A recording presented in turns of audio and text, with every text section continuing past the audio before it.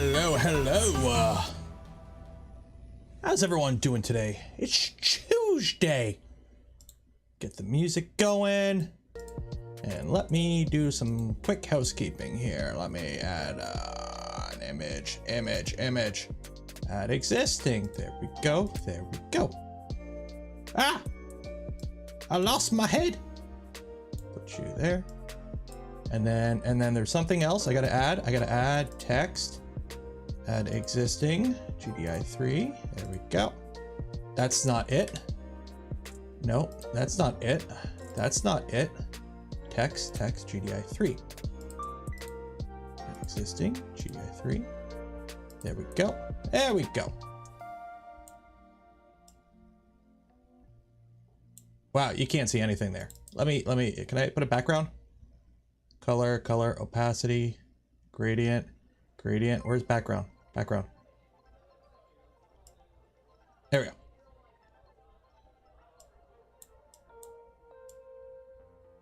There we go.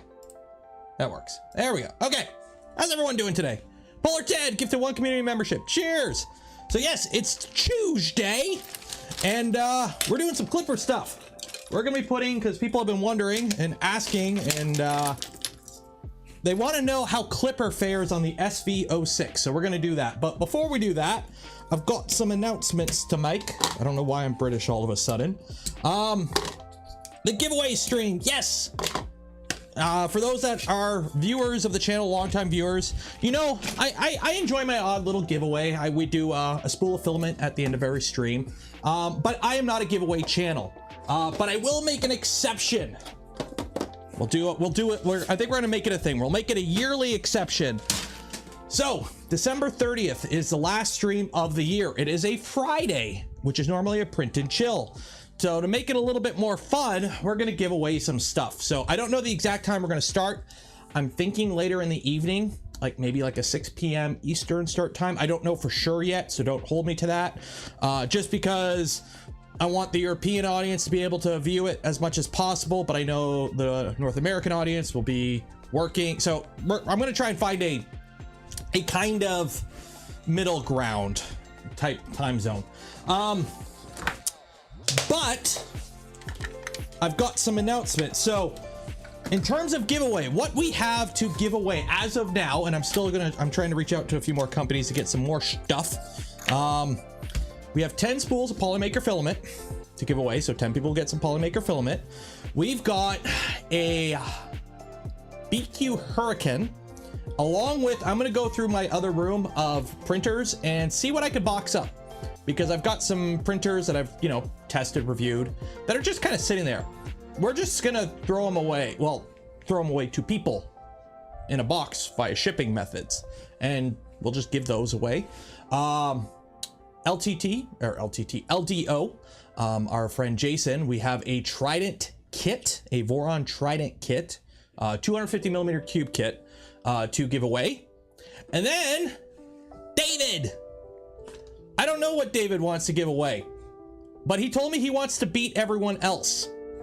So it should be good, whatever it is, because he's like, I don't know if I'm supposed to say it, but he's like, whatever everyone else gets, I gotta beat it. I gotta be the best. Because it's David, pretty solid, right? They make good stuff. They sell good stuff. So I don't know what David's cooking up, but it's something.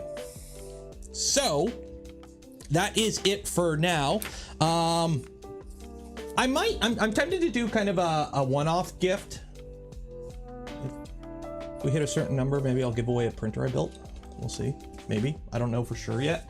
But yeah.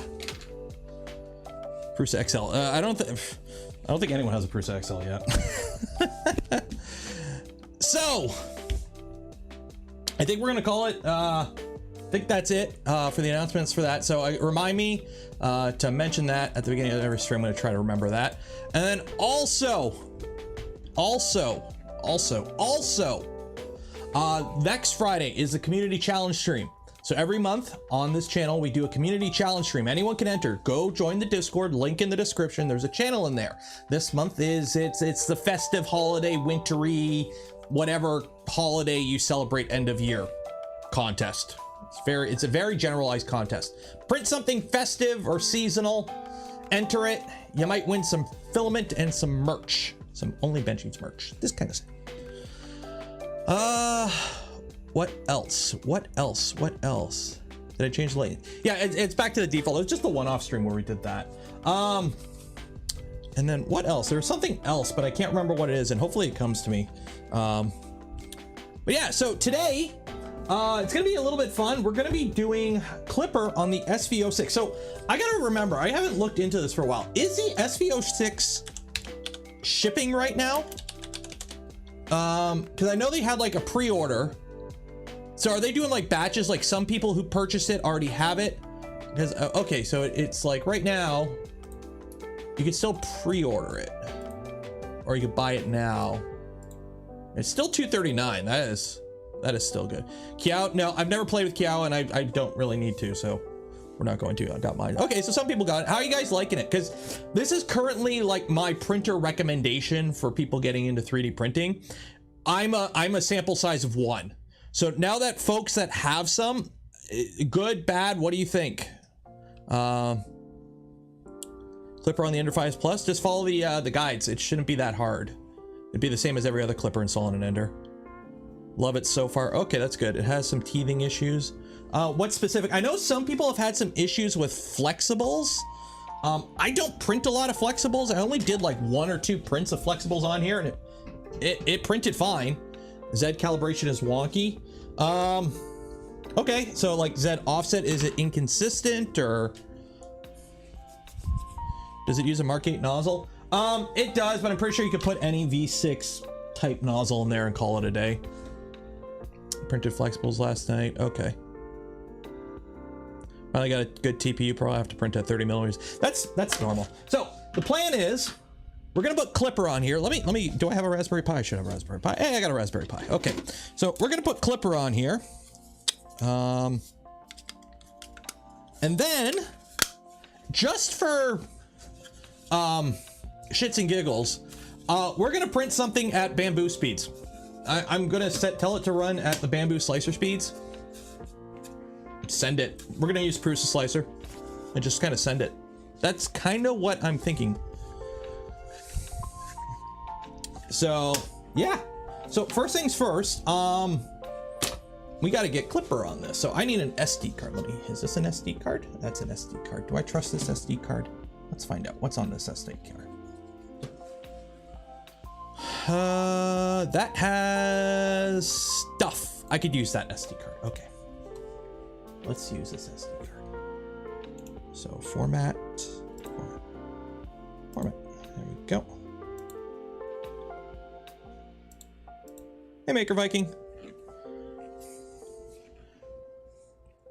So yeah, so that's good. Most people seem to like it because right now this is currently like my recommendation for, hey, I'm thinking of getting into 3D printing. My budget's under 300. This is my printer that I recommend because it's got pretty much everything you want in a 3D printer in current day and age, and it doesn't have shitty V wheels. So yeah, I was really hoping that Hurricane would be kind of, what's it called? RPI imager? What's the RPI Raspberry imager? There we go. I was really hoping that Hurricane wouldn't be a dumpster fire like it turned out to be, which you can win. You can win that dumpster fire and do what you want with it. But I was really hoping that it would have been better. Main sale. Okay. Let's make sure I got my Wi-Fi info in here.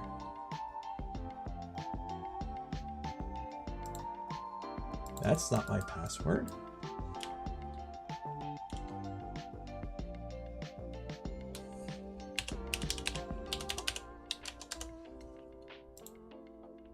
Okay. Choose storage. That. Right. Yes. What's the minimum Raspberry Pi to run Klipper on? Raspberry Pi 0 or better. You can run Klipper. You can run, if you're running mainsail or fluid, if you're running the dedicated Klipper interfaces, you can run it on a Raspberry Pi 0, the original one. Okay, so a Raspberry Pi 1 will run the Klipper interfaces. You won't be able to run a webcam with it, and you won't be able to run the input shaping using the 80XL. You won't be able to do that. However, you can actually run Klipper just fine. I've tested it on my my Bonsai, which is a little DIY printer down there.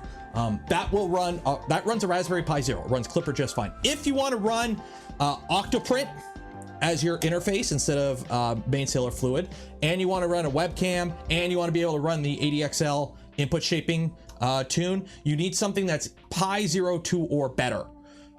If you have a Pi 2 collecting dust, it might be okay, but basically Pi 3B, Pi 3A, or Raspberry Pi 02 or better.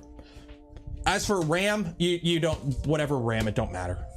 Especially if you're running the interfaces, they're so lightweight. If it can run on a Pi 02, you don't need the 8 gig Pi 4.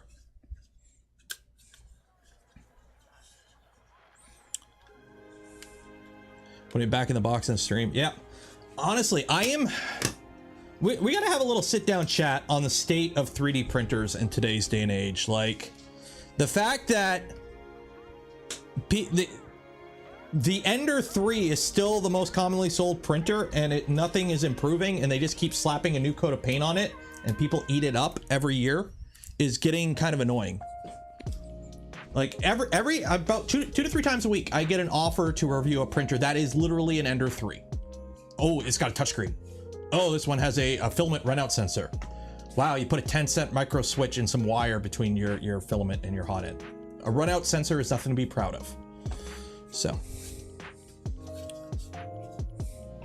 Waiting for this to install, and I did find somebody. At first I thought we were gonna have to make a config for this because I didn't think somebody had a config made up for it, but thanks to Spinex guy, they've got SV06 config already made up, so yay, we can save some time. I'll have it linked. Should we say the S is having QC issues, but I still recommend it. Any printer in this under $300, you can't expect it to be perfect, but there should be some allowances. Now, a V-wheel bed flinger, that thing's been done to death. If you have QC issues on that, it's because it's costed down nothing. These, like, I mean, hell, I get sensor issues on my Bamboo. My Bamboo can't reliably home Z because one of the bed probes is off, or one of the bed sensors is borked, and the spaghetti detective is useless on it. So y'all complain about expensive printers and you keep buying the shitty cheap ones, so they're gonna keep making the shitty cheap ones. You swap out the stock on a Revo 6? Probably. On this, you'd probably have to replace the whole tool head, unfortunately, because it's all injection molded and everything. Hey, Blake. V-wheel fall apart. The fact that they have to ship it with the bed loose because it'll put a flat on the wheels if it sits for too long should tell you more than enough how bad V-wheels are. Like, when you home your printer, when you turn off a print, usually your printer goes to the same spot every time you turn it off, right? Because a print end, you have a print end script, and your bed kind of goes to the same spot every time, and then it just sits there. So you're gonna flatten your wheels on. V-wheels are consumable. They wear out. They get flat spots. They wear out if you don't have the tension perfect on them. V-wheels are a consumable item. Same with PTFE tube. A lot of people don't realize that. PTFE tube is consumable. Come on. Why is this taking so long? I probably should have used a better thumb drive. Orange Pi 5 with 32 gigs. Cool. Don't really need 32 gigs of RAM. 512 megabytes is enough to do what we're doing.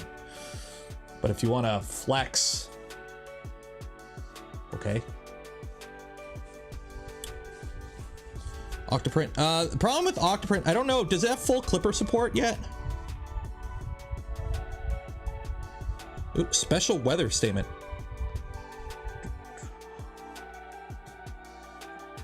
What is my special weather statement? Strong wind gusts expected Thursday. Ooh, southeasterly winds up to 80 kilometers an hour. I tried to go flying today.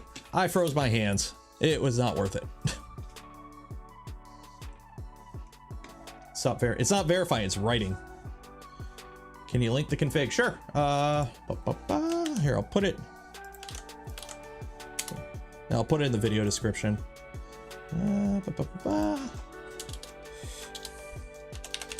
Do the config.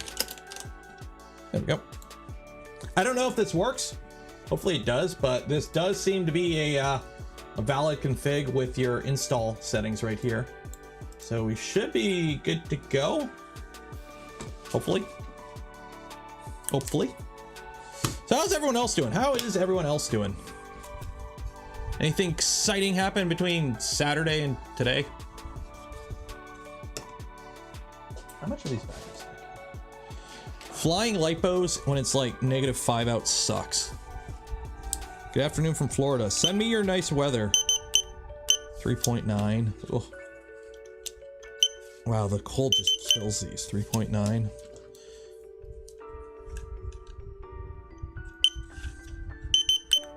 .99, because like I charge these up to 4.2 per cell like you normally do, and as soon as I plug these in I'm already at 4 volts, and as soon as I take off I'm at 3.8, and a minute later I'm at 3.5, but I come home and check them, they're all at 3.9. The cold just kills these. I gotta put them at storage voltage. I am not gonna be flying for a couple days. Gary gifted 1 community membership. Cheers. 25C here. Yeah, it's -5C here. The Black Room 2D. I haven't seen it yet. I don't really use cash. I'm one of those people that just uses my phone and just tap for everything. So, yeah.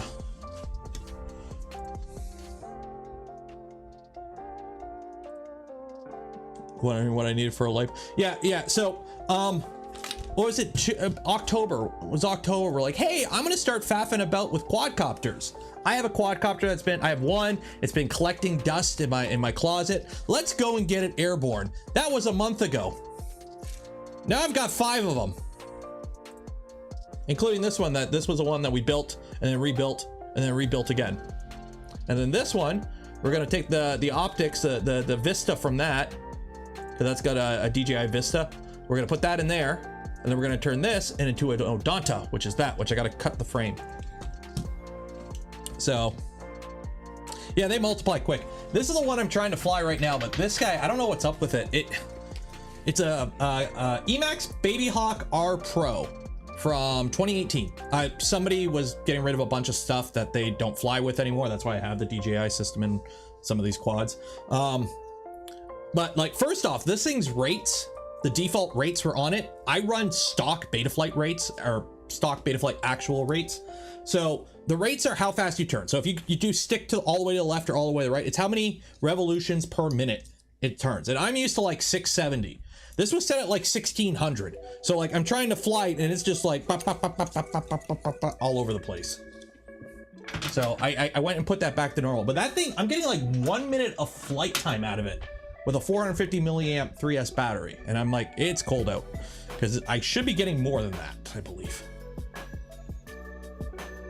4 months ago I had 0 Vorons, and now I have 3 plants. Yeah, see, that's how it worked for me. So I got enough 3D printers. Now I gotta find another hobby to multiply the heck out of everything. Speed benchy TPU. Yeah, that's cool. The Goliath hotend. I hope he gets past all the slice bullshit. Slice, I understand the patent thing, okay? I technically, I think I kind of defended you in regards to this thing with VZBot, because, you know, you do have the patent. As much as I disagree with it, you have it, and you shouldn't have infringed on it. However, your little manifesto there with the dropping the communist bombs and all that stuff, you really need to hire a PR person. Just saying. You might want to have somebody with good public relations experience give your stuff a proofread before you put it out, because you keep shooting yourselves in the foot. Like, your hot end's good, but there's a reason it's not the hot end that people don't like. I know there's prior art. The problem is you need money to fight patents in the US. Like, and nobody has the money to go drop 15 grand on a lawyer to go fight this, because usually most open source stuff isn't for profit, so you don't have a lot of money. So how do they get it? Because it's America, and if nobody challenges, it's not like the patent office goes through does all the research. Like, I'm not American, I am not a lawyer, take everything I say with a grain of salt. But unless somebody like complains against it as the whole thing is being taken care of, they'll just get it. It's not like somebody sits there in the patent office and researches everything that comes through to make sure there's no random prior art on a Thingiverse page. So. Slice's manifesto was tailor-made for the patriotic kind. Yeah, I love that. I've had people call me out for like, oh, you should support American. You got to buy American. My brother in Christ, I don't live in your country. I am a Canadian. I used to work for a company that was bought out by a foreign investment firm who drove it into the ground and turned it to absolute shit. That foreign investment firm was American.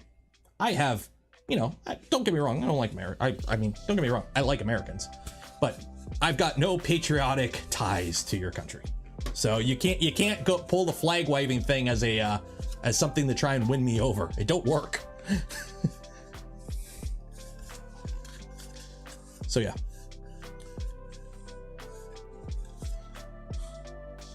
Yeah, the hang printer. Yep, that's another thing that's going on.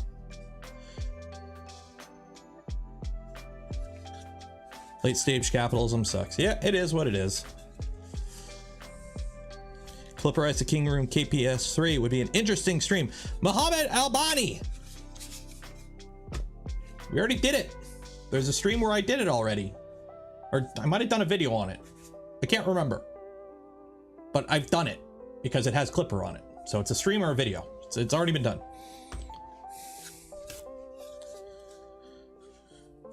Isn't Canada a state? No, no. See, we have healthcare, you know, and some social safety nets, you know. Anywhere on the positron build? Whenever LVO can get me a kit. As soon as I get that kit, we're building it. And the tap kit should be maybe soon. Should be getting a tap kit soon from LDO. So it's happening with the Pang printer. Some American, I think it was a school or something, some American group patented it. The idea of a hang printer. You know, it's been an open source thing for a while. So. Does Sovol provide any SLs? I don't know. I haven't looked into it. You can check their website. I know the firmware for this is, you can get the Marlin firmware is released on this. So they are complying with the open source aspect of that. As for printing replacement parts, I don't think it's 1-to-1, but it's pretty damn close to a Prusa Mark III. So maybe some of it carries over. I don't know for sure. Like you might be able to, like, if you wanted to swap this tool head out to a stock Prusa tool head, you might be able to.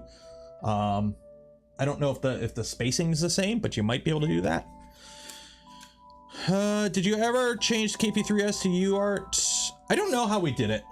I don't know if I did it USB or UART. It doesn't matter. I've done how to do both. It's printer independent how to do that. So I've done a video on how to do both. So.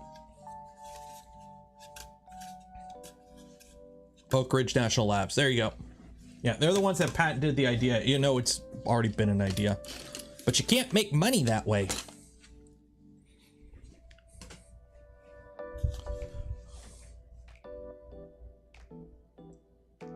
Ooh, an orange Trident frame. That'd be nice. I don't know why this SD card must be ancient, if that's why it's taking so long to write. But we'll see here. So the plan is we're gonna get this installed. I probably should have did this before stream, but I was outside trying to fly my quads and freezing my hands off. So yeah.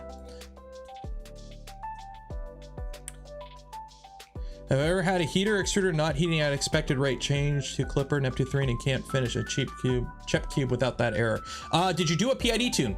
Because what's happening is the Klipper has a bunch of safety features in it. One of it is if it tells the hot end to heat up, it expects it to be heating at a certain rate. So X degrees per minute, second, whatever it is. If it's not heating that, it assumes something is wrong. Bent wire, broken wire, bad connection, etc. And it will error out. So make sure you do a PID tune. Did you do a PID tune? PID tuned at 210, no crash. It only does it. PID tune with your fan running. PID tune with your fan running at if you are printing PLA and you have like one of those stupidly oversized dual 5015 leaf blowers on your printer, your fans might be cooling your hot end down while it's trying to heat up and fudging with the number. So PID tune with the fans on, and if you don't have a sock on your hot end, put a sock on it. But yeah, you should technically always PID tune like you print. So if you normally print PLA on your machine with 100% fan, you should PID tune with the fan on. Might not have to be 100% because then you might have an issue if you're trying to heat up and the hot ends, the fan's not on. It might heat up too quick. But you should have at least, you know, somewhat similar settings. So, but yeah, always have a sock on your hot end. One, it insulates it, so you save a little bit of power because the heater doesn't have to work as much. It protects it from drafts from your fans. And two, if you get the white fluffy cloud of death, or whatever color filament you're printing, cloud of death build up on your tool head, the sock allows you to pull it off a lot easier because usually it'll just come out from one blob instead of trying to like peel it off and you damage stuff. So, anything reason you prefer mainsail? Because mainsail is in part of the Pi imager. I've used both. There was a little while there where development on Fluid was halted, and now it's back on. I just haven't got around to trying it lately. But functionally, they're both the same. Just pick whatever one the interface you like more, really. Should PID tuning? No, because the PID tuning is based on how the PID tune is run. So when you type in the command to run a PID tune, it's doing everything like that. So if you PID tune without the fan and then you turn the fan on, it's like, okay, if I put this much power to it at this cycle, it should be heating at this rate. It's not heating at that rate. It doesn't know, it doesn't account for the fan being on. It's a yes, no type thing. Okay. SD card, and we are going to power this. How am I going to power this? This is a Pi 4. I need actual power for this. Is this going to power it? That, oh, I'm locking it. That'll work. So we're just doing the good old fashioned, the traditional way this time. So we're just using a good old fashioned, if I can find a, nope, that's not that cool. A good old fashioned Raspberry Pi plugged in with a wall wart.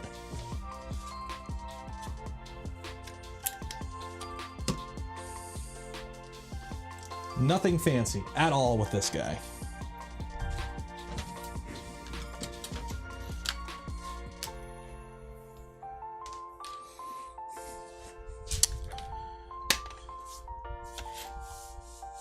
Marlon, it's new alternative to PID tuning, some kind of adaptive modeling that takes more factors into account. Cool.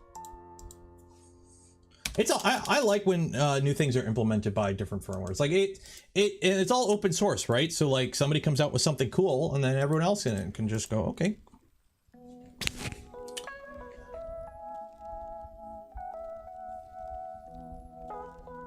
Now we wait for this to boot up and connect to my home network. How about the KP3S Pro? I don't know. I'll let you know when it shows up. I think I have one on the way.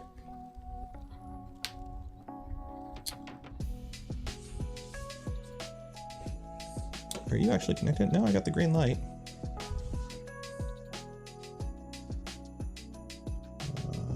Expressive. What is expressive? Where are you at? X1, Tridents, LDOV2. Where are you? Mainsail OS, there you go.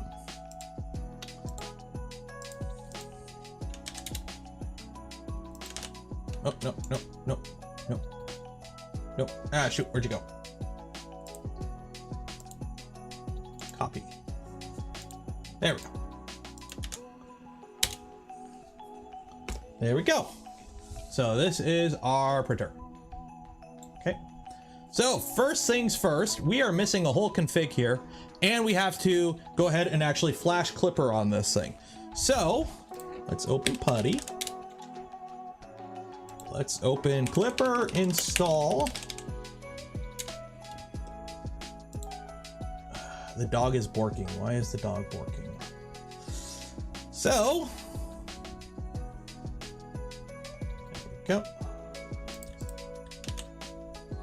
So we're gonna open, yes, Pi, Raspberry.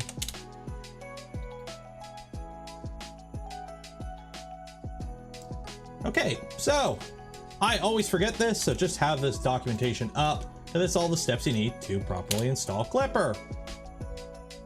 Menu config. Boom. Now we need to make the menu config. Oh, look. Whoa. Is this being really...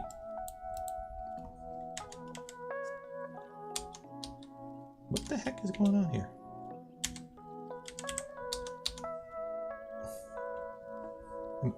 What? Why is my putty being weird?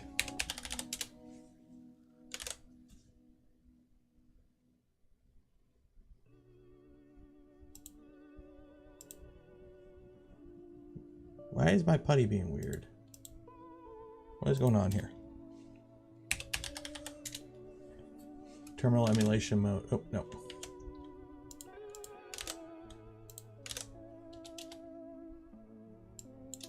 How do I set it back to normal?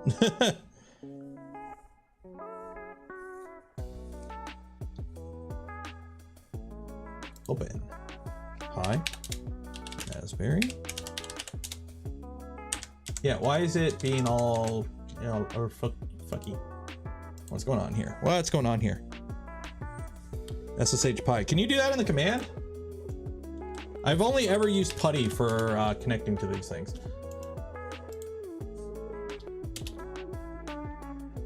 Numlock off. I don't have numlock on here. I don't have a, this is a 10 keyless keyboard. I don't think I have numlock.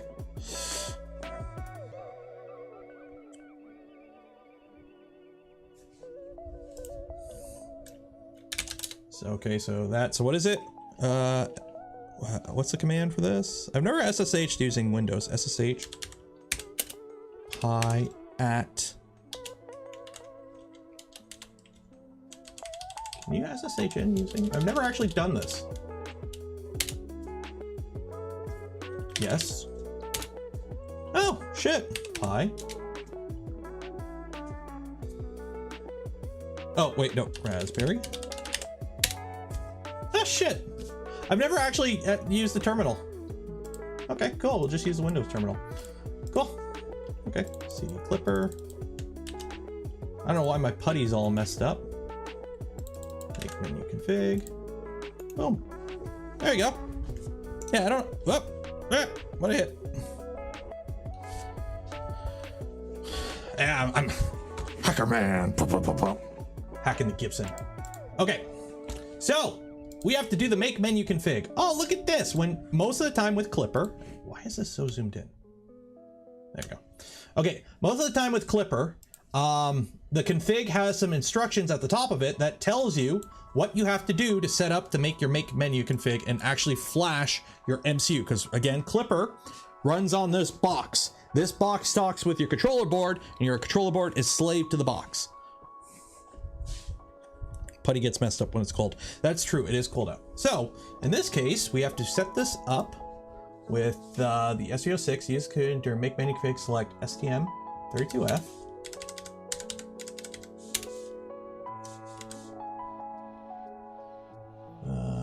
F103. Okay.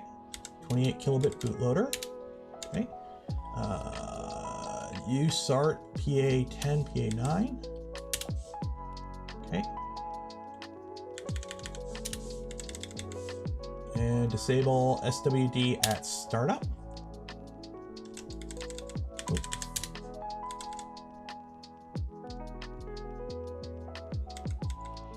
Okay. So we do there. Escape, save. Okay. And then it says what? Make. Yep, make. Make. And then it does this stuff. And it does that. And then 1 second here. Where is my little cheat sheet? Cheat sheet.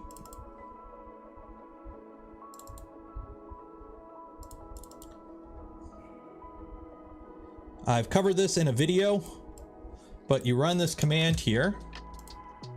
Okay. So this command right here It copies clipper.bin to clipper.config. It renames it to firmware.bin. So now when I go to machine here, refresh. Oh, where'd it go? Oh, I didn't do it. Oh, there.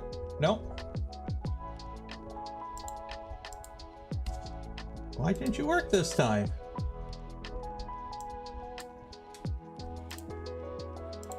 It normally spits it out here, but it didn't spit it out there for some reason.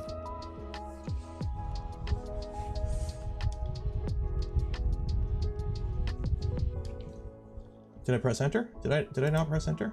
Oh. I'm a big brain. Also, there's a package at my door. I'll be back in a second. While I'm gone, the baby's in charge.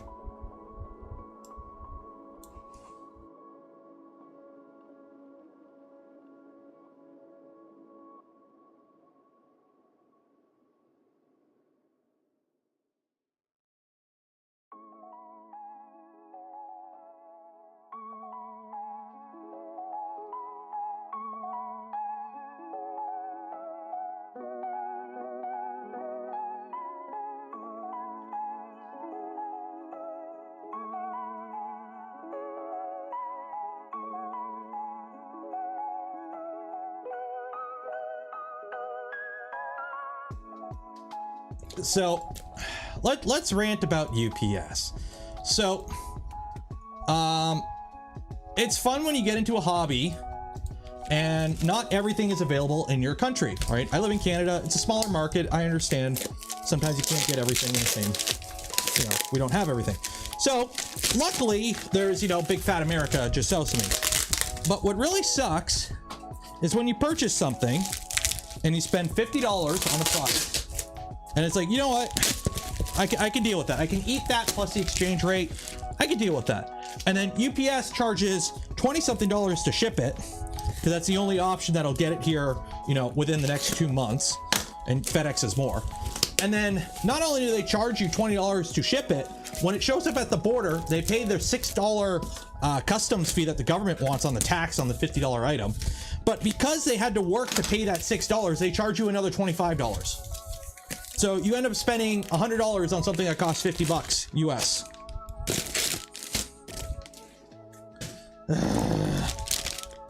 Ooh. Thank you, newbie drone, for the battery strap and some stickers and some foam and some fat straps. Put that on later. Brokerage fees. Okay, so I hit enter. Sometimes you right click and it pastes it, and then it also enters.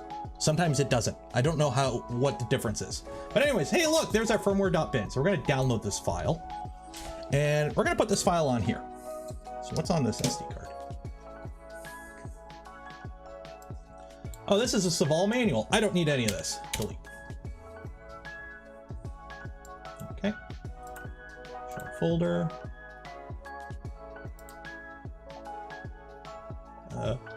Removable disk. There we go. Put it over here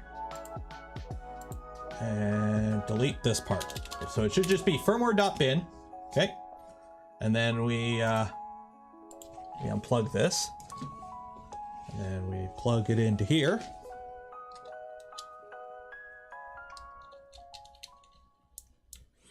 And then I give it the juice.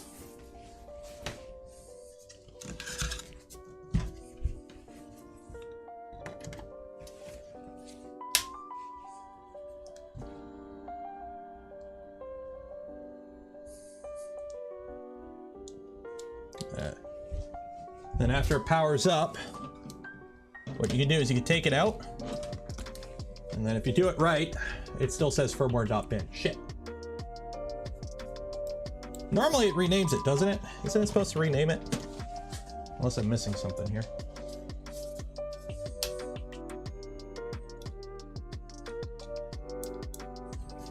Might have to hit the reset key on it.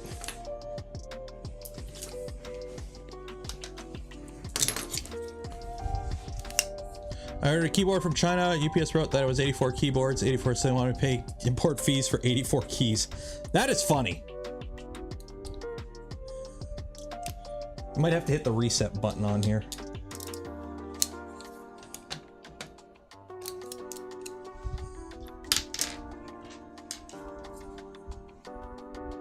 Should I update first in Flash? It's a fresh install, so I'm not, it's probably a little out of date, but I'm not too concerned. Like, I usually don't update my Klipper unless, like, I absolutely need to update it. So it might be a couple point revisions out, but functionally it'll be fine. I'm not concerned. Okay.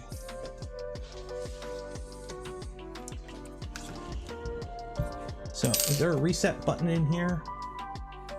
Let's see here. What controller? I'm going to tell you in a second here. So rename this to the SD card.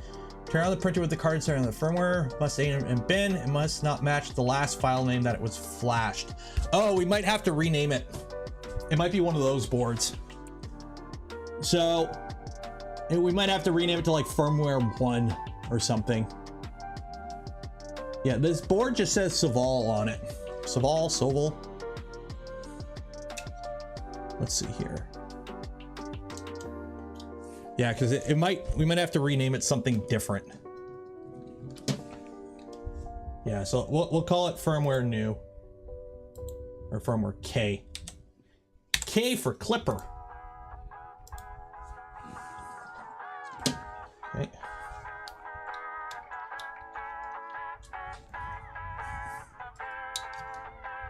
Okay, so we renamed it to firmware K.bin. Turn it up.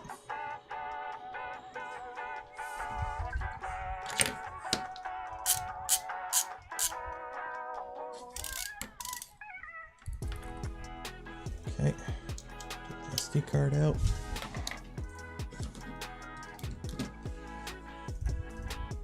No, it's still saying firmware K.bin, but the board, the SD or the screen ain't working. So I'm assuming it's flashed. Yeah, it might just not rename it. Some boards are different, but the screen is showing nothing on it. So we're obviously, you know, we broke Marlin at a minimum.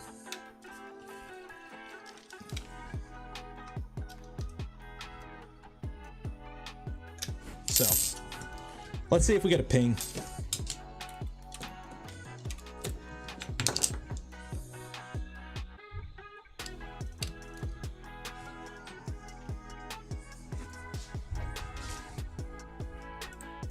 Okay. Are you using print area meshes or full plate? It depends on the printer. Okay, so ls dev serial by ID. Yeah, USB serial right there. There we go. So it did work, I think. So copy that. Oh wait, no, because it should say Klipper after, right?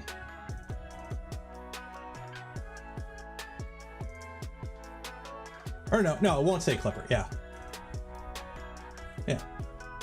So we're gonna need that. And now we make a file. File printer.cfg, create, open that up. You could just download this file, or you could just copy and paste the whole bloody thing in and call it a day.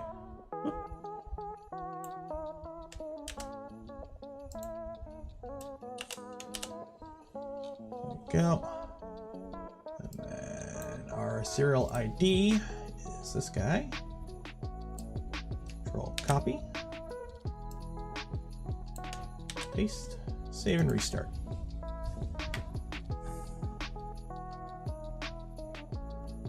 Here we go. Done. Klipper's installed. So it's not hard to install Klipper, even without Kiao and buying into Creality's hype on their Sonic pad. That's it for installing Klipper on a machine like this. It's done. Look. It homes. Okay, it doesn't home. Okay, the Z works. Oh, is it sensorless? It's sensorless. We gotta set up sensorless, right? No, what it did was it false triggered. It was the sensorless was a little touchy. So that's what it did. It triggered right away. One of the reasons I don't like sensorless, you gotta tune it. Okay, so end stop pin, yeah. So it's TMC X virtual end stop. So where is probe Z virtual? So the Z probe seems to be okay. So we got to work on our XY.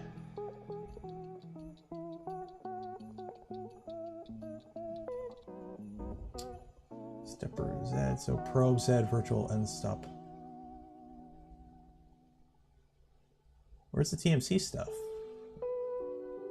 Oh, there you go. Okay. So driver.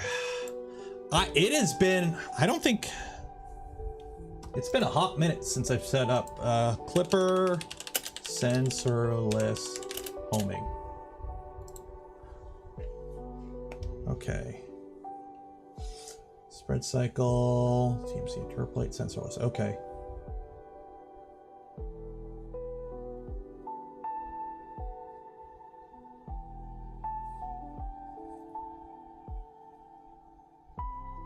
So this is sent. Okay. So this is how like picky it is. So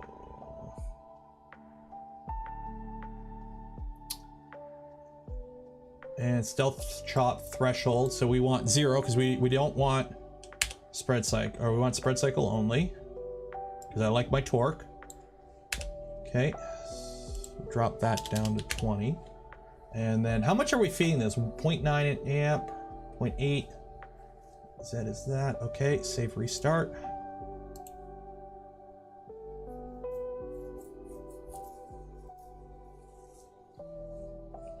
Homed in the wrong direction? I don't think it matters because it's sensorless. Yeah, so. Okay. So that's not strong enough.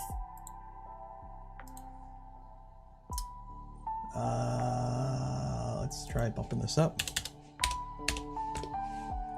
50? I think 255. What is the?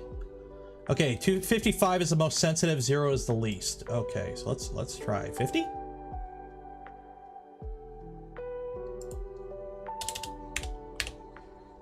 Save and restart.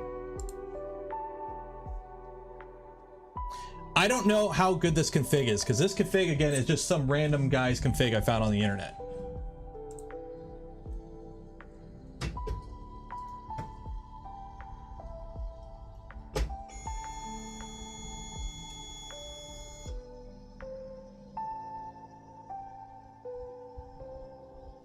There we go. Okay. So 10, 20 wasn't sensitive enough, 50 was. And it makes a nice satisfying thunk. I like acoustic feedback in my printers. Okay, let's see what else do we have in here. Okay, so printer, Cartesian, max velocity 300, max Excel. Yeah, we're gonna put that at 20,000 because YOLO. Let's do 500. Let's do 500. That way everything's gonna be slicer setup. Okay, so rotation distance seems to be okay. That's there, sure. I'm just gonna trust it with all this stuff. Sovol thermistor, sure, I guess. Extruder, there's that. Heater bed, probe. There's my X and Y offsets, cool. Home Z safe. Bed mesh is already set up, so that is good. So save and restart.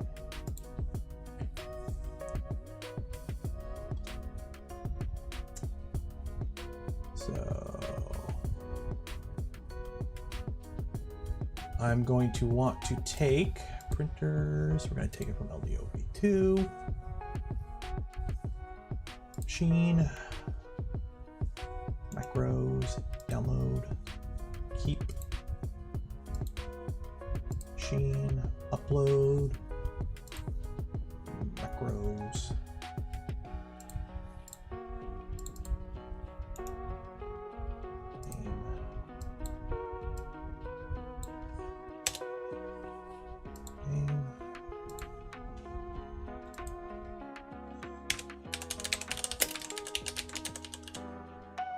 G. There we go.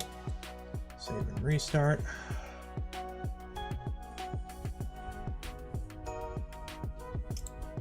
Okay. So G32, bed mesh clear, 28. Bed mesh. Is that what the command is for bed mesh?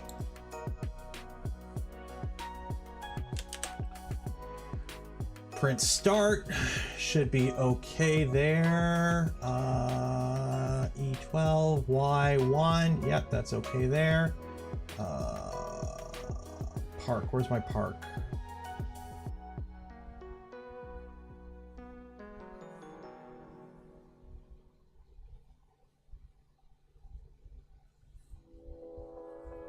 Print end, yeah, we're gonna print and Y, how?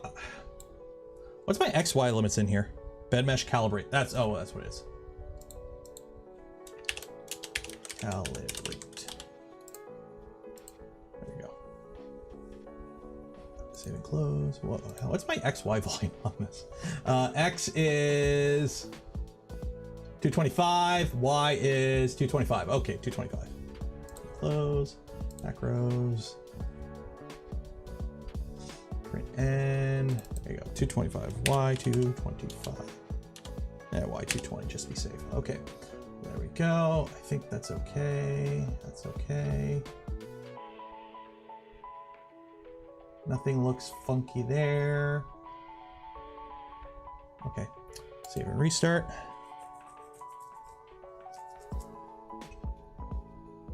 There we go. Okay. And go to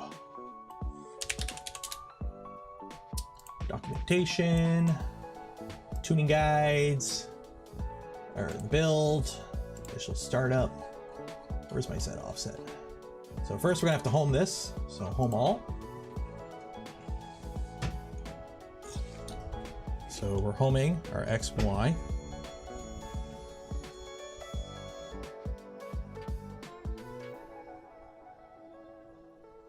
Okay, so there we go. Now I got to move you up because I got to get some gunk off the nozzle, and then we're going to set our Z offset.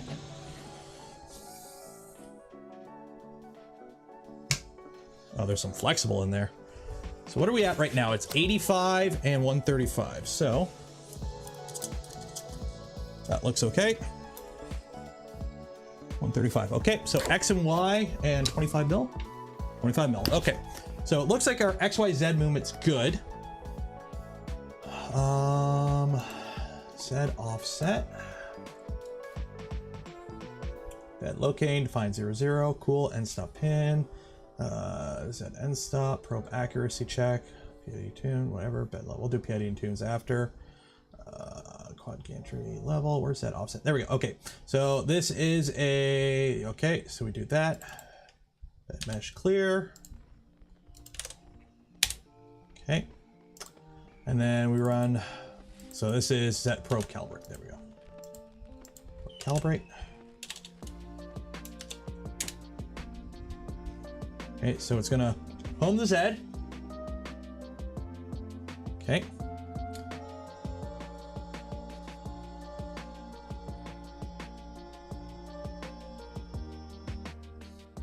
Oh, it moved to the middle. Okay. I need a piece of paper. That'll work. And then we use, what is it? Test Z -1 until we get to the bottom of this.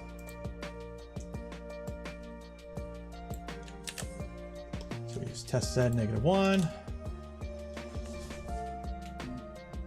And then you just keep repeating that command until you get close.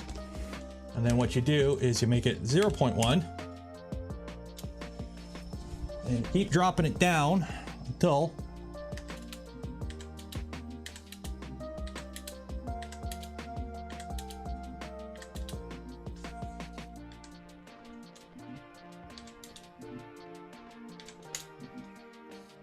okay. And then as soon I go until it touches the paper, and then you just hit accept and save config. Accept, Save config. There we go. Is that offset set? Do some PIDs and then we're good to go.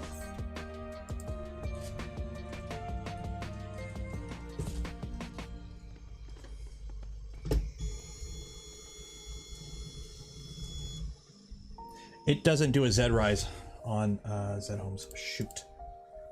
Printers, let's see here. It doesn't do a Z-Rise safe set home. Where's safe set home? Machine, printer.cfg, safe set home, safe set home. Where is safe set home? Does it have a safe set home?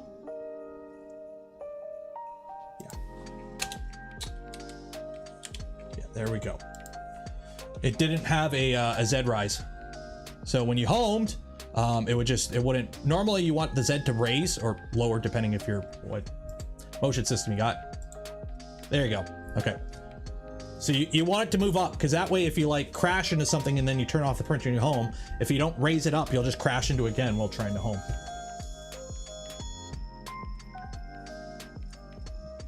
And I also have stealth chop on. So it's going to be as loud as it's going to be. Okay. B-roll, $5. Cheers. Would this be a good machine to use the BTT Pico on? This controller board's fine.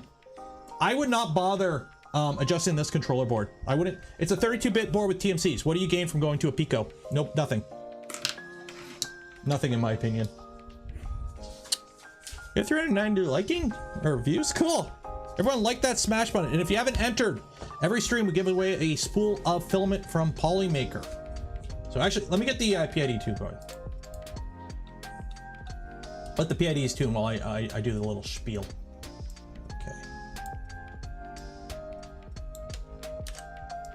Okay. So this machine's probably gonna be a PLA machine. So let's get our fan going on at like 50. On. Yeah, that's on. And we're gonna PID tune for 220.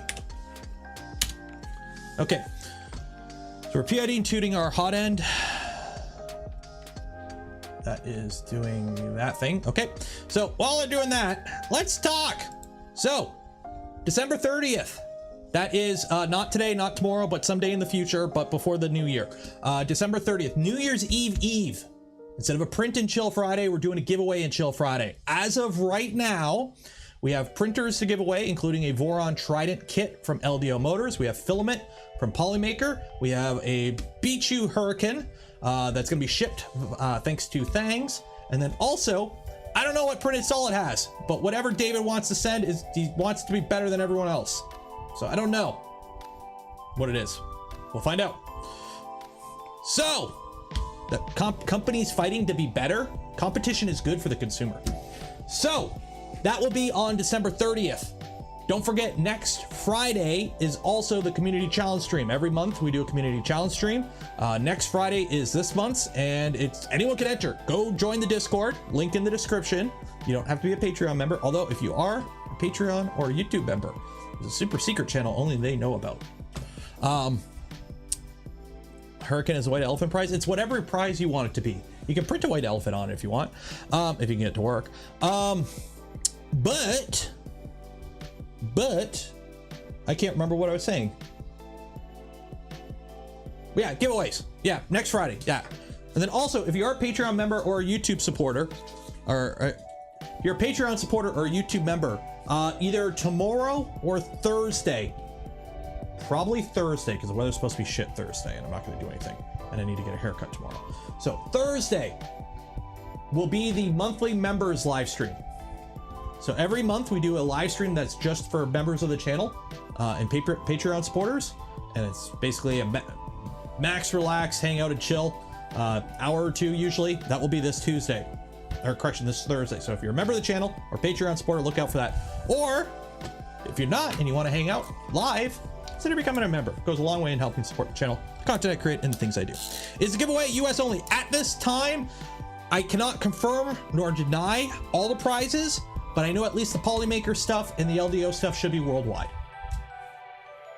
Oh yeah, and for those wondering, the screen works too. Like, Klipper is not hard to set up. It's not hard to set up. So stop hyping this. All the hype. Yeah, if you're a Patreon or YouTube member, make sure you link your Discord account.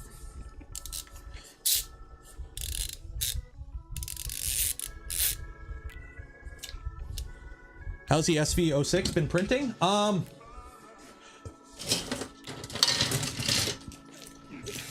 don't know.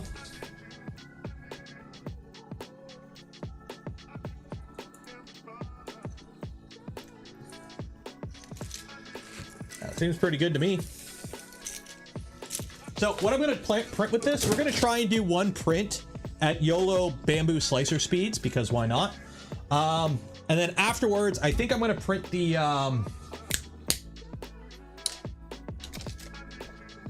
alien, the organic test alien on it, just to see how it handles it. So I think that's what we're going to end up doing. You said you need a Pi for Klipper. You need something that can run Android. You need something that can run Linux. Not hard when you trust someone else's config. Klipper configs, you can go through it to make sure it's not wrong. Like, obviously we had to fix some stuff here. It was homing with a little too much gusto. But do I PID tune to bed? I usually do, but I'm not going to on this stream just because of how long it takes. So we're just gonna go right to printing. So I need some good quality filament to feed this thing. That's KVP. Oh, here we go. I got a nice spool of Polymaker Polylite PLA Pro. That'll work. Look at that. If you would like some printer chow, if you want to get some Polymaker printer chow, one, you could win some. We give away a spool every stream. Link in the description. Enter. But also, if you just want to buy some, because you know what, it's reasonably priced and it's good shit. There's a link in the description. It's an affiliate link. It doesn't cost you anything extra and goes a long way in helping support the channel. So you get good printer filament. I get some monies to pay my mortgage. Win-win. Okay, so that's done. Save _config. Bada bing, bada boom. We are done. Let me just make sure our extruder is working good. And then we'll get this going. Oh. I forgot. This thing doesn't have the dang clamp on it. Should probably clamp that in there so it actually, you know, the extruder works.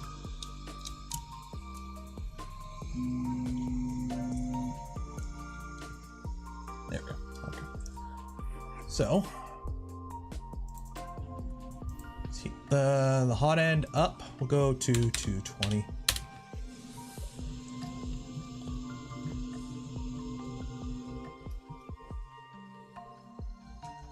Okay, some filament here. Does your filament link allow shipping to Europe? It's from the Polymaker site, and yes, it does, as far as I'm aware. Oh, uh-oh. Don't want to tangle the spool. So the only actual like consistent gripe I can say with this machine that I've encountered is, apparently they fixed it, but it's a little bit of a pain to load filament in here on mine. The filament feed path is okay, but it could be better. And from my understanding, they fixed it on the production machine. So I think mine's like pre-production. Okay, so we're gonna.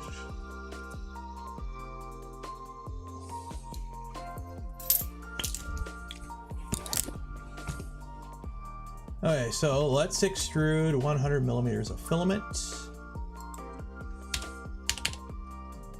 at 5 millimeters a second. Extrude.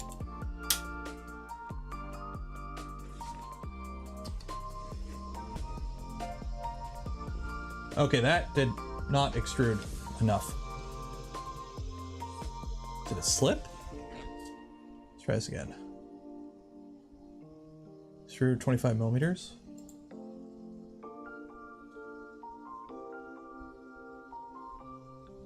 Okay, 1 second here. Let's try this again. Maybe it's got a limit set up. Okay, so I want you to say 25 right there, because that's our 25 filament. And then we're going to push it out, and then we're going to extrude the 25 filament. Yes, sir.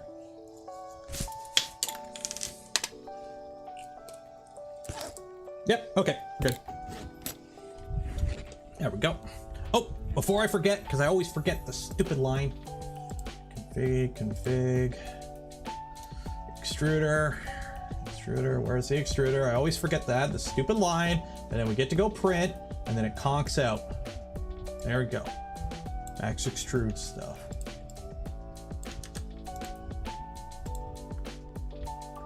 CFG. There we go. Save and restart. There we go. Okay.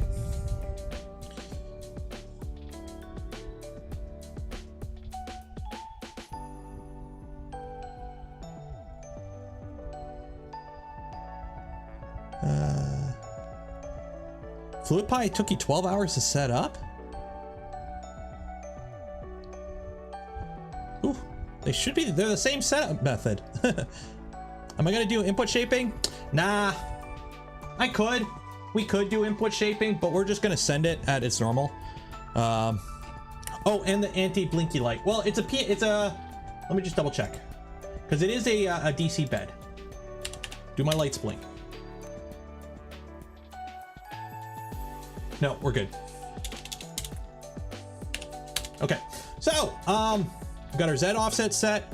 We've got PIDs for the hot end. We're not going to bother with PIDs for the bed yet. I'll do that later. Bed mesh is set up. We should be good. Okay, let's print something. So let's load up Super Slasher, because that's what I use. Okay, so I'm going to use my V2 and we are going to change this. So max print height, I don't know what my max print height is. I think it's 300 on this. I don't know. Set 225 by 225. Okay, Sovol Sv06.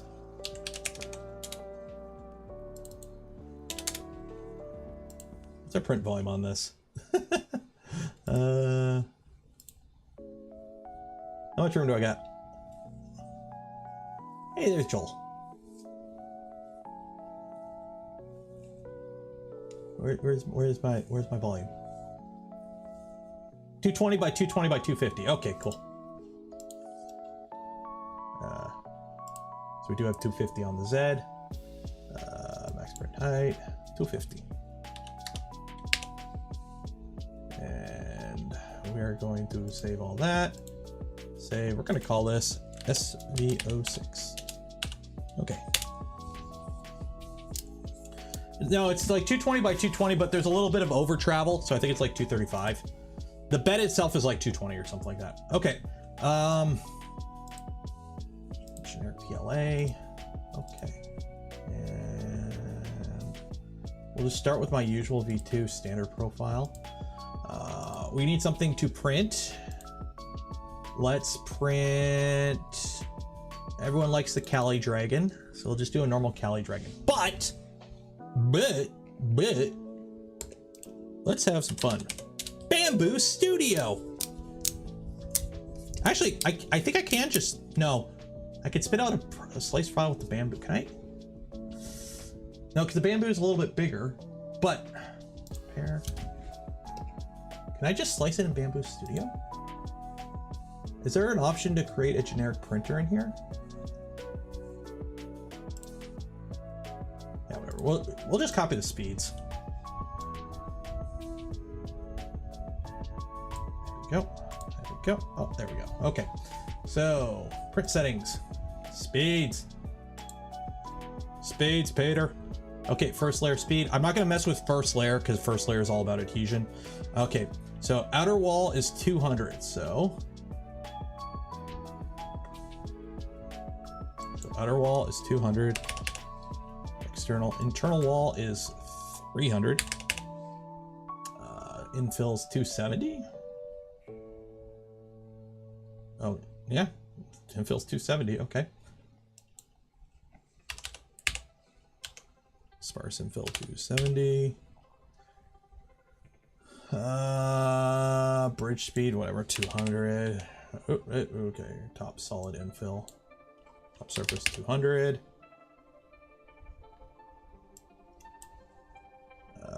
Gap fill, sure. Others 300. Pump PLA temps up. Yep. Travels are 480. That'll be fun to see how this handles 480 travels. Okay. Accelerations. What are the accelerations? So accelerations for first layer, and the rest are 10,000. So 10,000. Perimeter acceleration is 10,000. So they're all 10,000. Except for first layer. Is there a setting for first layer? Bridge, travel. Oh, first layer is 500. Okay. So these are pretty much speeds for that. Volumetric speed. We're gonna turn that off. Max sprint speed. Okay. Filament settings. We're running 220 across the board. Gonna leave the bed hot. PLA. Cooling. Filament overrides. Custom.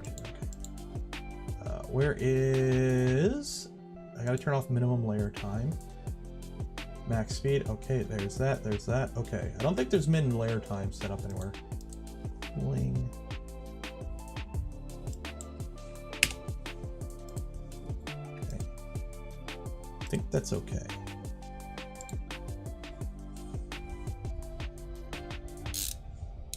$19 minutes. So we're printing. Oh yeah, we don't need. So 3 walls, 4 top, 4 bottom,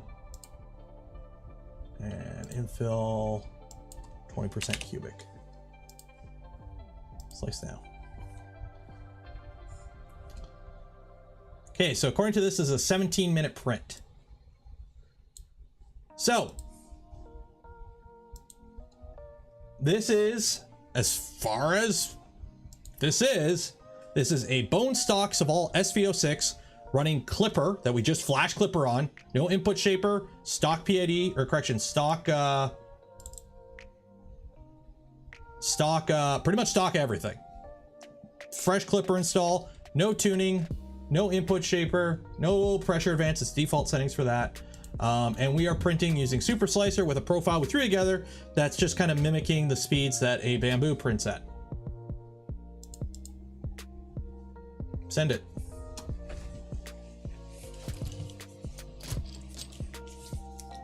If it goes good, it goes good. If it doesn't, it doesn't. Either way, content.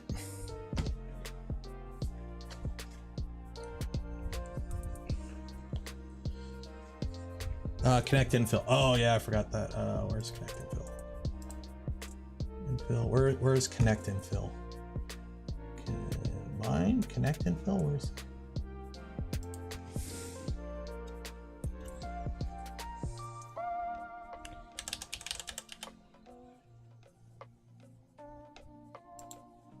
Yeah, it's connected. Yeah, they're all connected. Yeah. So right now we're waiting on the bed to heat up. I turned off minimum layer time. So obviously this thing has less cooling. It's only got a 40-10 part fan. The bamboo has a 50-15.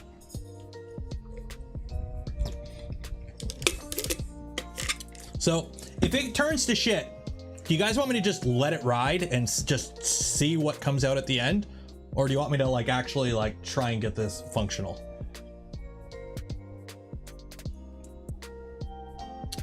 Yes, send it. Okay. How's this camera doing? Mobile. Okay, so once it gets going, I'll put it there. And then afterwards, I'll get some, I think I got some of the fancy filament. What color do you want to do the alien in? So I'm running, I want to dip into my polyalchemy for it, but I'm running low on it. Running really low on the polyalchemy. cap the flow at something. What are we capping? I don't even know what this flow rate is. Let's see. According to this, G-code preview, feature type, flow. We are hitting 32 millimeters cubed on the infill, but the outer walls aren't too bad. The outer walls are 13. And this has a, it's got a hot end. I might have to bump the temperatures up a little bit as we go. Glow in the dark. I think I'm out of glow in the dark. The wall of filament, it's over there. I got a bunch of colors. I'm just trying to think what would be good for the alien. Cause it's not a big enough model where like something like a silk, like a multicolor filament will work because it won't transition enough. Got some alpha brass. Only alchemy left. I used up the last of the, like this is almost gone. That's abyss. I do have some silk silver. I got some silk silver from Sparta.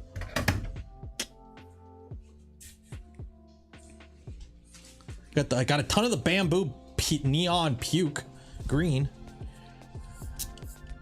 Bamboo green. I got a ton of the bamboo green. Holy shit. I don't have burnt titanium. Do I have burnt titanium? I don't think I have burnt titanium. I got copper. Like it's metal fill copper. But it's filled and we need a hardened nozzle. Well, that's what the first one's out of. The first one's Abyss. Where did I put it? Yeah. This is it Abyss? No, this is Onyx. This is Onyx. I think I'm out of Abyss.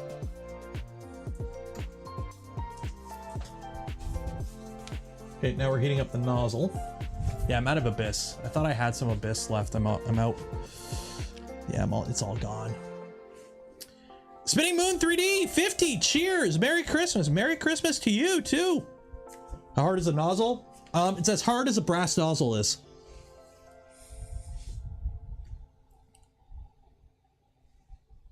Alpha brass. Yeah, the problem is it's not a hardened nozzle.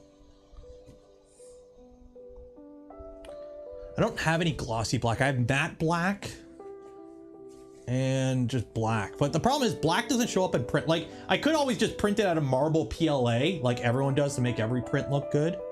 What's this? Alpha brass. Yeah, we might, you know what, we'll do alpha brass. I'll do alpha brass. Which that camera doesn't really show it too good. Yeah, we'll do alpha brass. I do have the blue and green dual color stuff somewhere. Hopefully that doesn't break. Where's the dual color stuff? Where did I put it at? I know I have it somewhere. Oh, it's moving. Yeah, here it is. So again, Stealth Chop is disabled. It's spread cycle only, so it's probably gonna be a little louder. I do got the dual color stuff, the blue green. We'll do the blue green, I think. Mark, thank you for becoming a member. Okay, so I'm ready to live adjust my Z accordingly. Okay. Oh, it's doing a bed mesh. Forgot about that.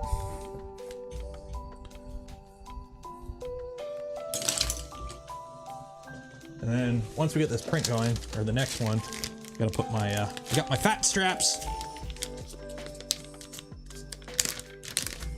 And some actual proper foam for the DJI goggles, hopefully. Oh yeah, that's much better. This better be the best foam that's ever graced my forehead for how much I paid for it.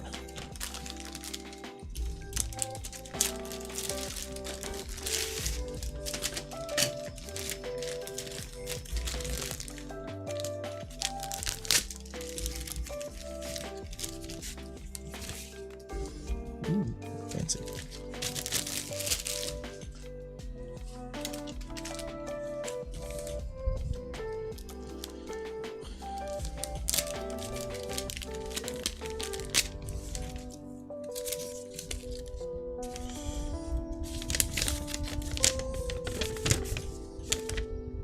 Picker J. Hacker D. Aaron. Thank you for shopping at Newbie Drone. Free gift. They sent me peach gummies and a strap, which these are always good to have a million of. And then I got stickers and something that says scam me. Unlimited cockroach frame replacement warranty. I don't have a cockroach. Cool. It's the offset. We already set and set offset.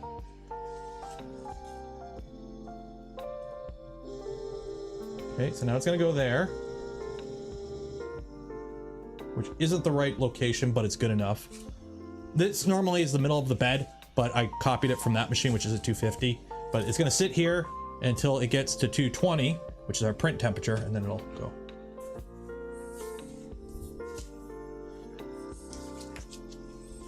Yeah, it's corn juice. It's got the juice.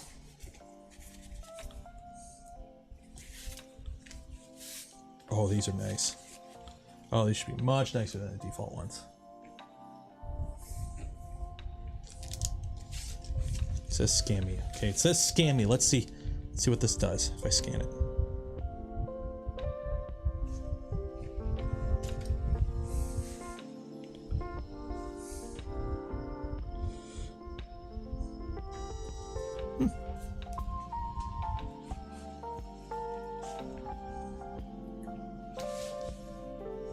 Got a little bit of smooge oozing out, but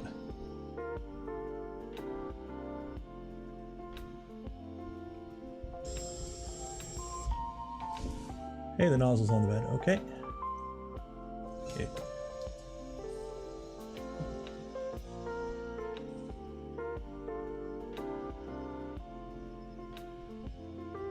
Oh. PID2 didn't come out that great. 1 second here.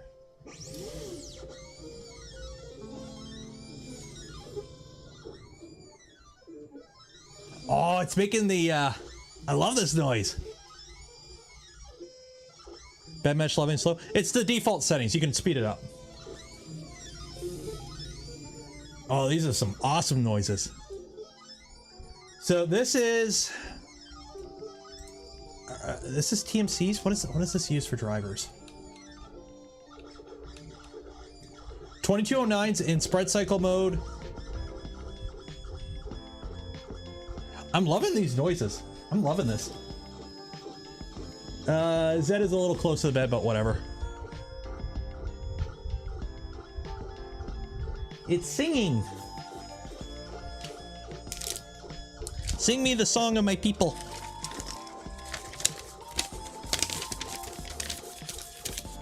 So it's running spread cycle, so it's running with not the quiet level, but it gets more torque, which, considering how fast we're going to try and push it, that might be a little handy. How would you compare the SV from the previous Hurricane? This is working.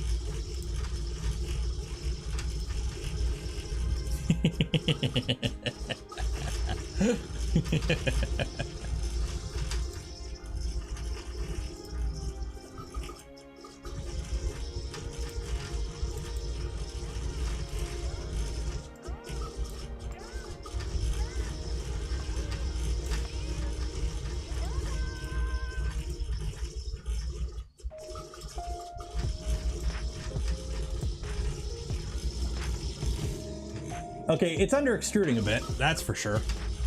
Let me bump these temps up a bit. Go to 230.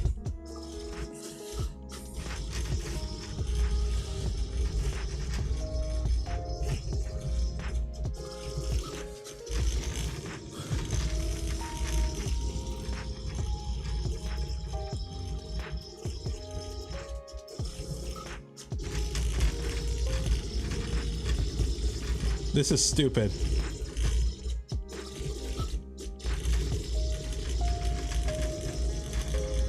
So we got spread cycle on, so it's not going to be quiet. Maximum torque though, and it's under extruding, but it's not skipping steps or anything, and the motors are warm, but they're not, you know, screaming.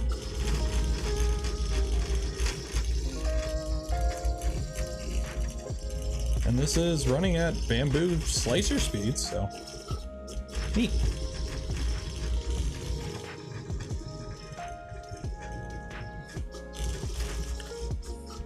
Yeah, this is the new budget bamboo printer. Motors are a little warm. Motors are on the warmer side of what I would consider good. And my desk is shaking like mad, by the way. This desk isn't bolted to the wall, so that's kind of the noise, some of the noise you're hearing. But if you're curious about the speeds and feeds, it's a small model, so you're not gonna be like capping out the speeds. It just doesn't, it's not big enough.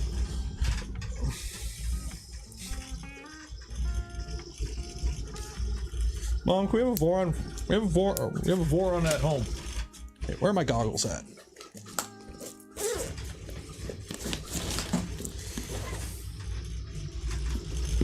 Turn off noise canceling. Oh, sure. Yeah, I got noise canceling on for those that, there you go. Noise canceling's off, and the music is muted. And I'm wearing noise canceling headphones. Like, it's chunky. It's sounding chunky, but it's doing all the movements we are requesting of it.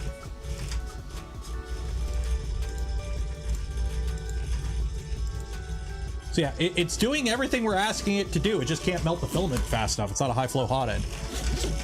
Quieter than the bamboo still. Okay, so these are my DJI V1 goggles. Let's put the new straps on them while that's doing that. You want the close cam? Let's do the close cam. Bamboo speeds are pointless. Oh, I know.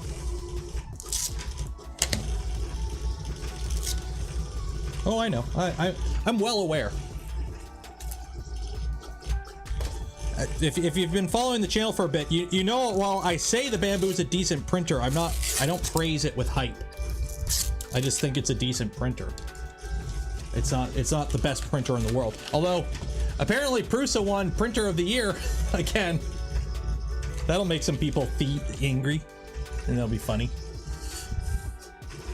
How about the Forumbot kit? I haven't built one, so I have no idea.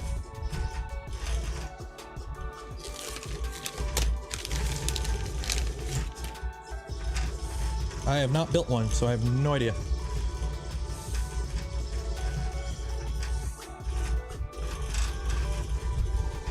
What speed is this? This is Super Slicer running at the exact same speeds as the default bamboo slicer on an X1.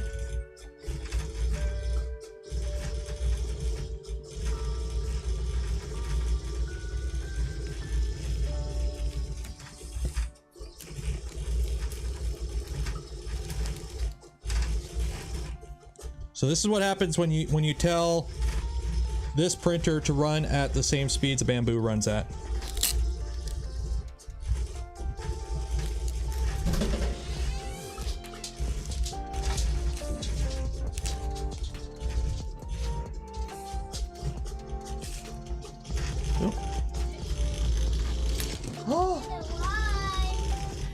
Calvin, you got daddy cookies. Oh, thank you. No, that one's for Dada too. Oh, are these, is that? Wait, we have cookies out in the living room, buddy. Oh, you made cookies. Oh, thank you. Thank you, Calvin. You guys made cookies. I thought you guys were gonna wait, but I figured Oh, he was like, he wanted the cookies. cookie dough. I want the cookie dough. Okay, I'm not gonna complain. Look, I made me cookies. Yay!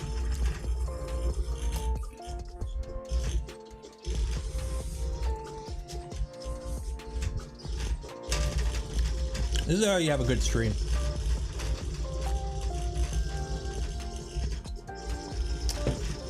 I got double chocolate chip cookies. I got a glass of milk. Printer's printing. Life is good.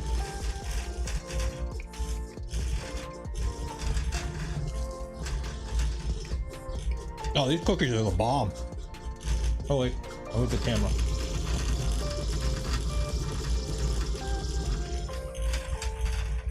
No, they're not homemade. The little guy's school had that, you know, schools do the fundraiser where you can buy like cookie dough and popcorn and whatnot. They bought cookie dough.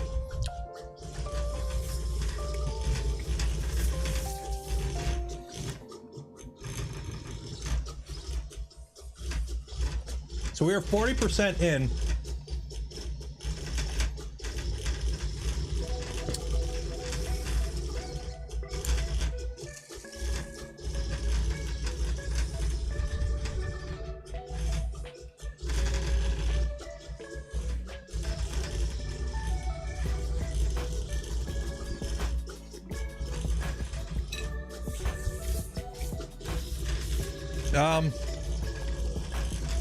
Rick's FPV. It's got a 32-bit board. 32-bit board. It's an STM32, whatever, but it's a GD version. TMC 2209s.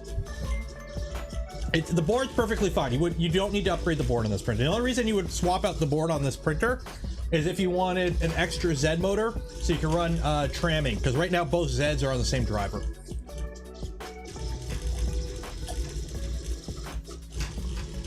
Tabletop Biker, $2. Get that boy some cookie dough. He did get the cookie dough. That's where the cookies came from. That's good.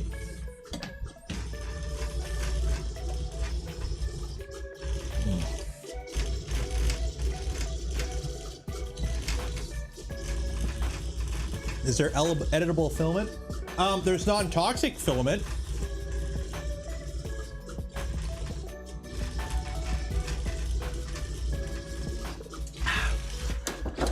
That was good. Does it print good? So when we're not doing stupid speed tests like this, it does print. This printer prints very good. It prints, yeah, I printed this on it. So this printer does print really good. Literally, this printer prints as good as a Prusa Mark III, in my opinion. I ran this printer with the Prusa Mark III profile on Prusa Slicer. That's how I printed with this machine. It prints very good for its cost. So I got new foam on the goggles.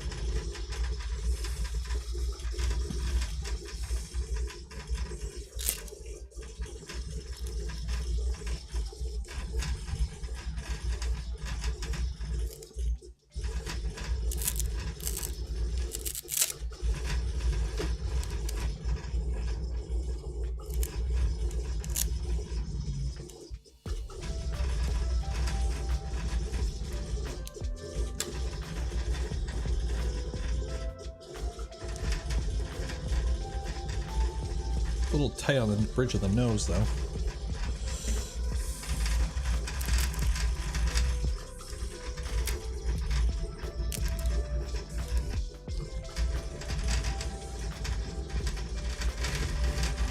I don't know where this piece goes.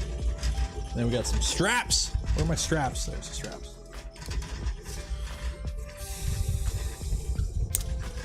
Did somebody break the like button? Can you double check, make sure the like button works?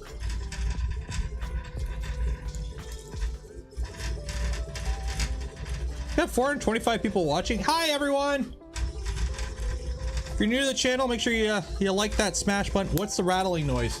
The printer, because it doesn't go this fast normally. There's a spool holder.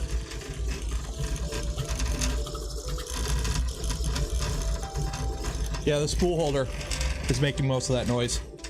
It's what's reliable speed you can print on this printer with Klipper? I don't know. This is the first print we're doing with Klipper.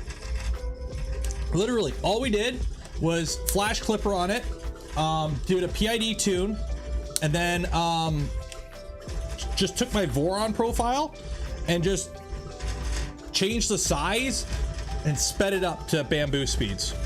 That's all I've done. I haven't even done input shaper on this. I haven't done pressure advance on this. Nothing. It's just... Okay, does this hold my battery? Not the greatest. Might have an issue there. Hold on. Do I do extensive printer reviews? I do not. I don't do deep dives into printers because I usually build printers. That's kind of my thing. I like building printers. I can't just unbox a printer and just print 20 things on it and give you a review in a week. I can't do that. But these are the DJI goggles. So this is under extruding. We are well past the flow capacity of this nozzle. I'm printing PLA at 230 just to try and keep up. How easy was it? Easy? Oh, it took 2 seconds to put Klipper on this. It was harder for me to get putty working, which we never ended up using.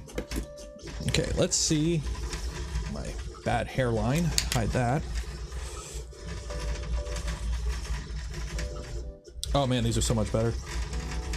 So, oh, that foam is nice. It's a little tight on the nose though.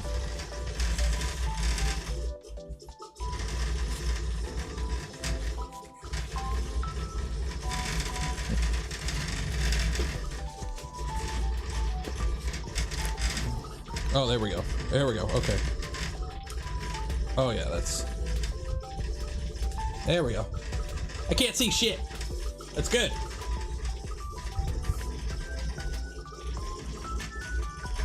My eyes. The goggles, they do nothing.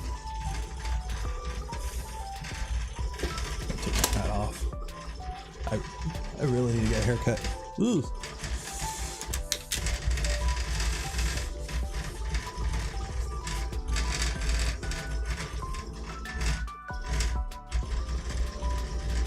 Oh yeah, that's...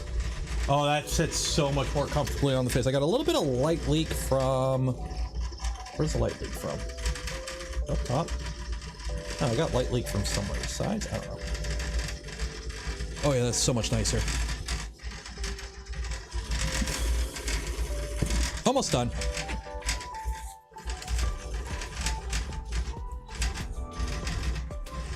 How that works, the goggles and stuff. I'll explain it in a minute here if you guys are interested. That's not long enough though. Shoot.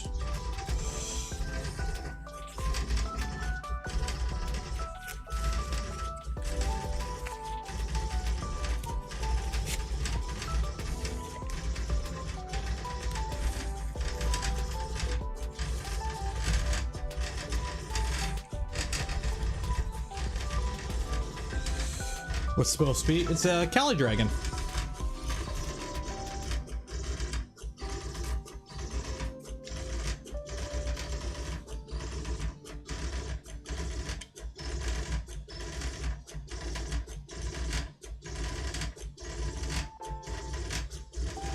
There we go.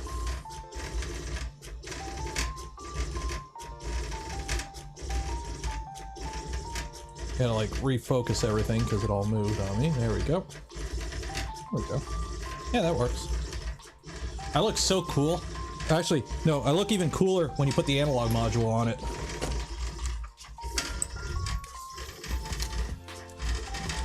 Oh, this is loud. We'll print something at the normal speeds in a second.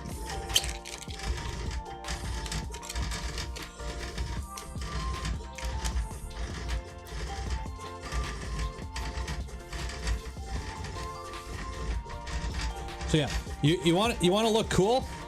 You want to look cool. This is how you look cool. You turn that on. There's a switch. There you go. So yeah, this is how you look cool. You know, you're sitting at the park like this with your goggles on, and you're just like this flying around, and you're just staring into nothing with the goggles on, and you can't see anything. Yeah, this is how you look cool.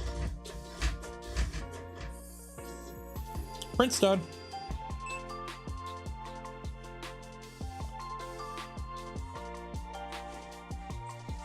Super cool.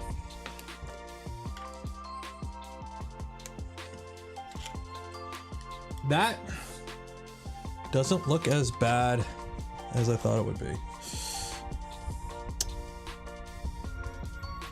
All right, so let me catch up on chat here. Expected layer shifts? Why would you? Why would you expect layer shifts? Genuine question. Why would you expect layer shifts on this machine?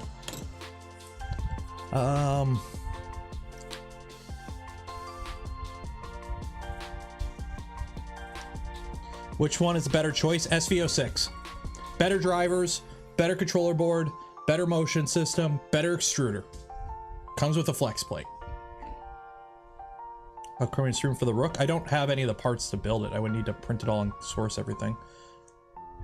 And it has all metal out of the box, and I think a few other things. You should build a DigiView HDMI on the Raspberry Pi so you can live stream your FPV goggles.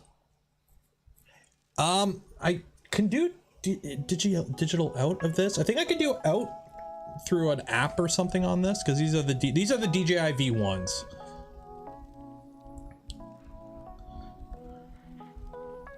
Great way to get mugged. I live in a small town in Canada, so I'm not too worried about that. Out of the DJI, completely different system. It does not have a slot for a fifth driver. The drivers are built directly on the board. Yeah, this has WTF OS. Yeah, I got WTF OS. Okay.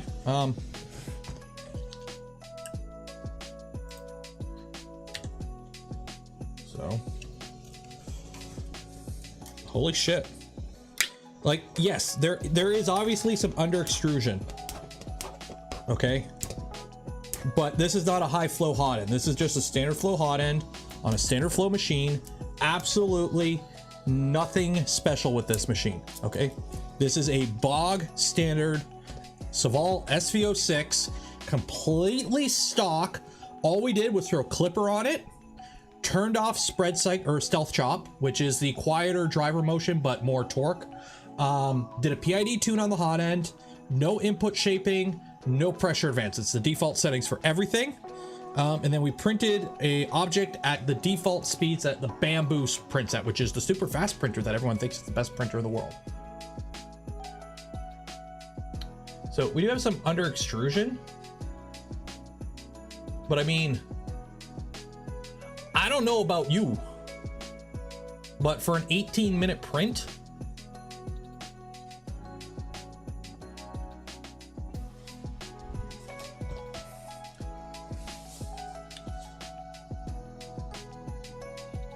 focus.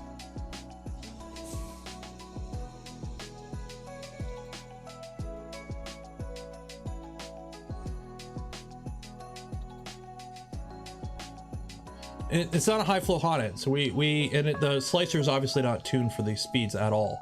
We just kind of YOLO'd it, but still. So this is why speed is not a selling point to me when a printer comes out.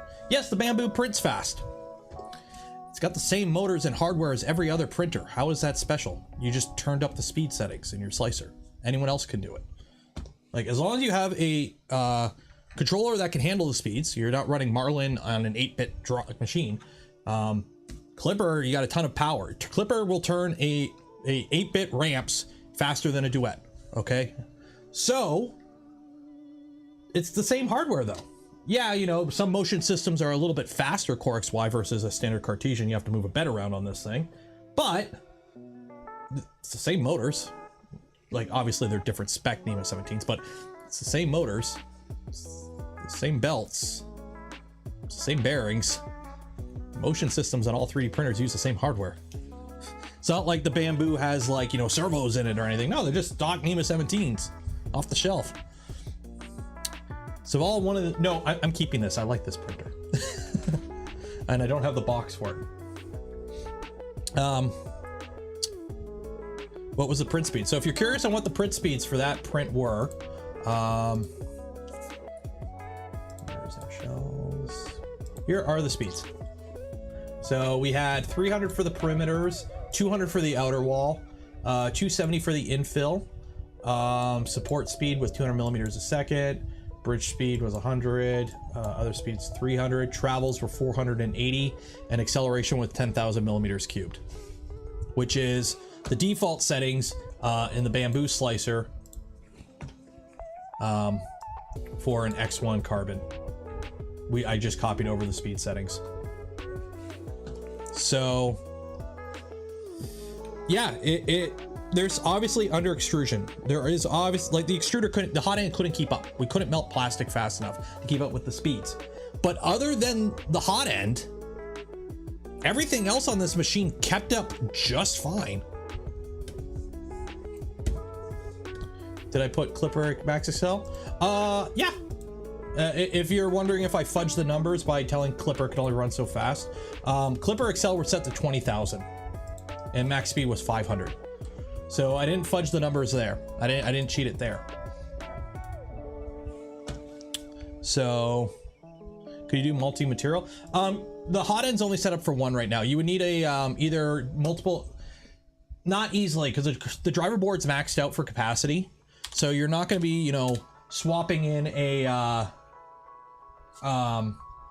another, you're not gonna be able to run another driver. You would have to have it independent. So if you're using something like a pallet, you probably could, but yeah, actually not even, because on this machine there's no boating collet here, so you can't even put a boating tube into here easily. I don't know if you can swap that out. Have you tried the Bamboo Studio from Soft Fever? I have not. Could do an ERCFA. You would need a new tool head. You need a whole new tool head. What are we at right now anyway? It's 350. Okay, let's print something actually, Twitter, where is, Prusa. Let's try that, Prusa by Prusa. Okay. So let's do the organic support. Let's do the alien. I like the alien. Where is the alien? Where is the alien? Is it from November? Where's the alien at?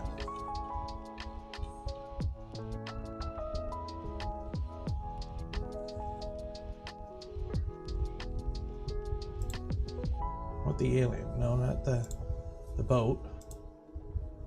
Where's the alien? There's the alien. There we go. The xenomorph. Okay. So we're gonna do that with the dual color filament I have here.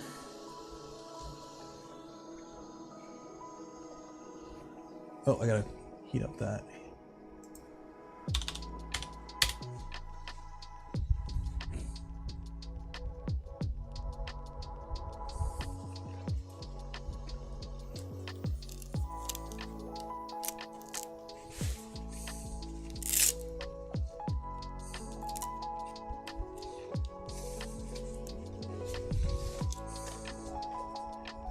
How's this supposed to go in here? Does it just kind of like fit in there? I don't know.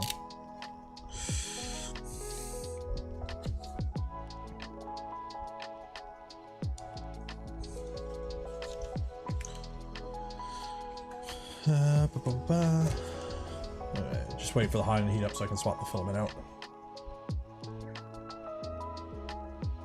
Print the overhang print. The print's boring. It's a tech demo print. You do it on a trade show, but it's not an actual practical thing. I got nothing against those prints, but until that kind of thing is actually implemented in a slicer in a usable fashion, it's a trade show demo. It's not actually a usable thing, unfortunately. Oh shoot, I might not have enough of this filament. Okay, we're gonna use this alpha brass then. I might not have enough of that filament. I just realized how low I am on it. Yeah, we'll do alpha brass.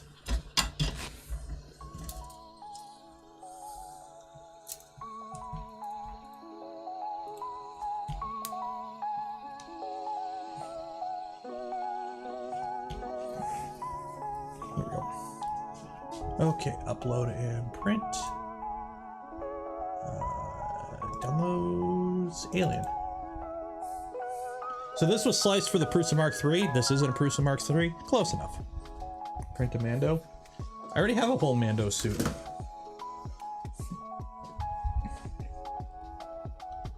Drink my milk. I did drink my milk. The milk's gone. I drank it all. Yeah, these are definitely not too shabby. Oh man, I really need to get a haircut.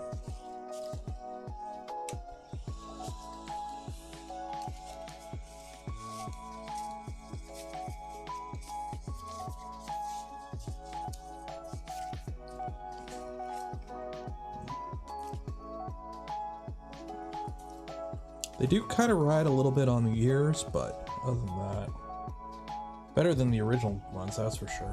Yeah, that's not bad. A little bit to get my eyes focused. I gotta refocus my eyes.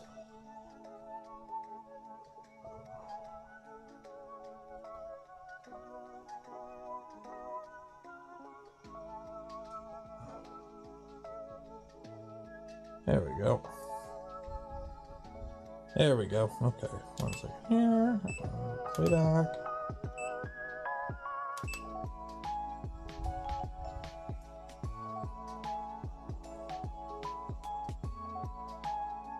There we go. Oh yeah, that much better. Okay, so if you're wondering what these are, I've taken up flying FPV quadcopters, and essentially, you fly around a little drone like this, and it's got a camera on it. Okay, you can see the camera in the front there. It's got a little antenna, and it broadcasts out what the camera is seeing. So as you're flying around, you see what the camera sees. So this is a recording from earlier. So it's gonna be really hard for you to see that. But that is what the camera sees. So as you fly around, you just see what the camera sees, and you fly it first person. Bamboo or Voron, do you want a printer that you faff around with and you have fun building, or do you just want to take it out of the box and print? If you just want to take it out of the box and print, Bamboo. If you want to have more control over your printer, mod it, tweak it, build it yourself, do adjustments, do whatever you want, have full control over it. Oh, move out of range. Shoot. Because it is a Prusa. Okay. I gotta fix this. I can fix this. Okay. 1 second here. Alien G-code. Show them in folder. Okay. So we're gonna edit that with Notepad. Thumbnail. I don't care. Okay, whatever. Okay.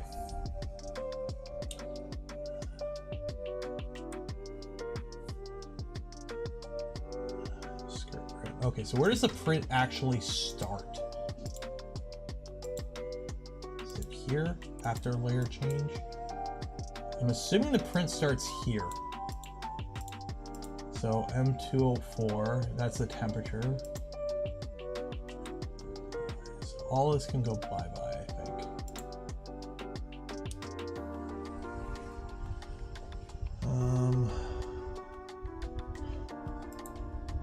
M204, I think it's the M204. Anything I can above that I can get rid of, and I'm going to swap it to, where's my prints? Prints. And without that, there you go.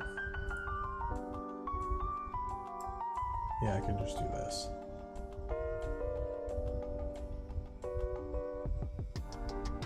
Yeah, I can just do this because this is my normal start.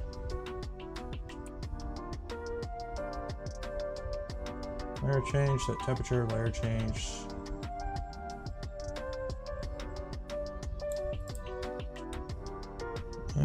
What is all this? So type skirt. So everything above type skirt, I can get rid of.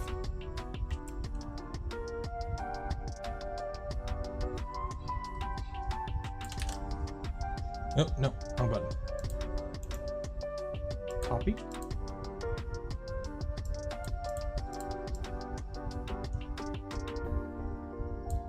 Copy. So everything above type skirt.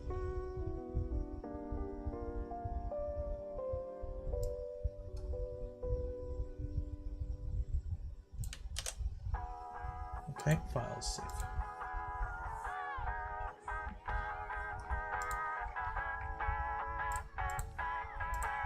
Upload and print. Alien. Let's try again.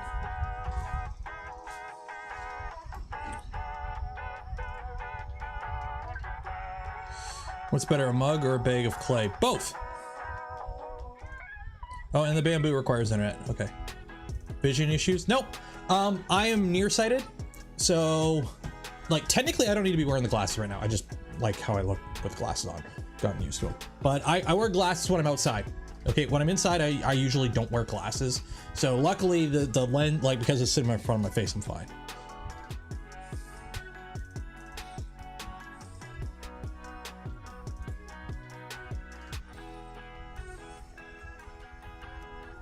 Waiting for it to all heat up again.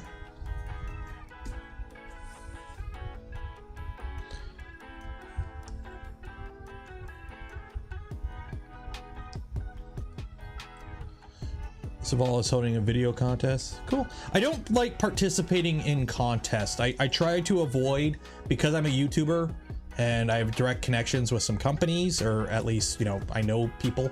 I don't usually enter contests. I might enter Joel's, we'll see. But usually I try not to. Just for the fact that I'm a YouTuber, I know people. Some people might think, you know, if I win something, so I don't usually enter.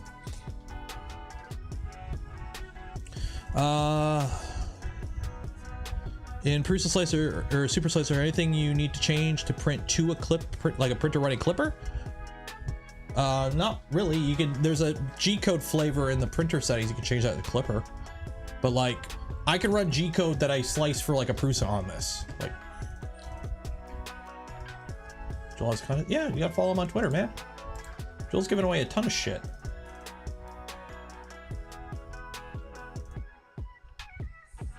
So.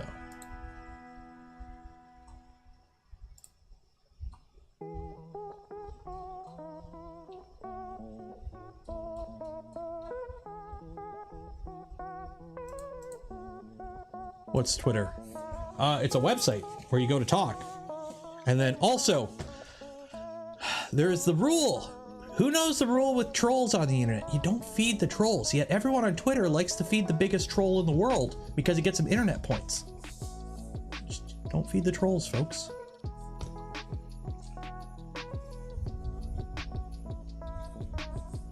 Twitter is actually not bad. If you have a decently curated group of people you follow, like it's not bad. Twitter is only shit when you go into these right here, the trending. Just ignore the trending and just look at the feed from people you follow, and it's good. Look, okay, we got E3D, we got 3D Print General, David, who's Joel's manager, LDO, we got Modbot. Like this is all good content for you. You just don't interact with this box. This is the box of cancer. Avoid this box, and then it's fine. And then if somebody's being a dick in the comments, block their ass. Simple as that. Because there's a whole generation of people now who think being a dick on the internet is cool. So.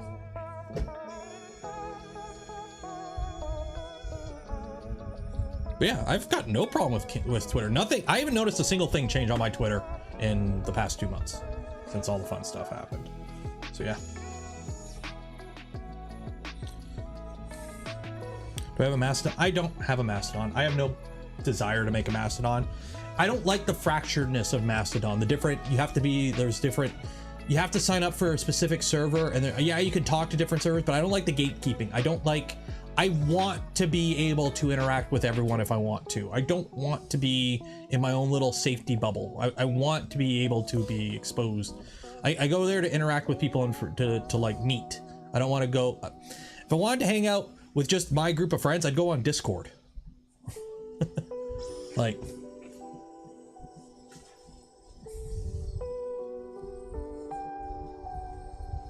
if I just want to hang out with like the people I want to hang out with directly, I just go on Discord.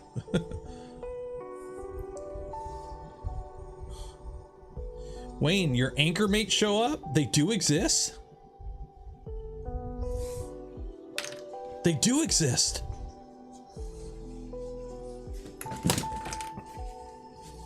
These are heavy though. I gotta move the battery to the back on this. That's the only downside. Because this cable's kind of short, fortunately. So it's like, I got the battery, which is 2000 milliamp 3-cell. I got the analog module, which is on the side because now I can easily remove it. And then I got patch antennas and whatnot on the front. So like when I'm wearing this, my head's just like, eh. But not bad. More comfy with the fat straps, that's for sure. Easier to put on and off.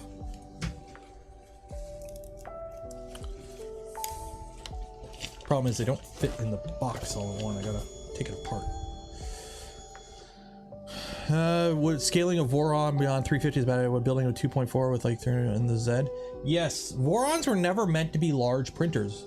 Vorons were designed to be Ultimaker sized. Like the original Voron was designed to be a DIY self-source solution competitor, whatever, to the original Ultimaker, like or Ultimaker 2 or whatever.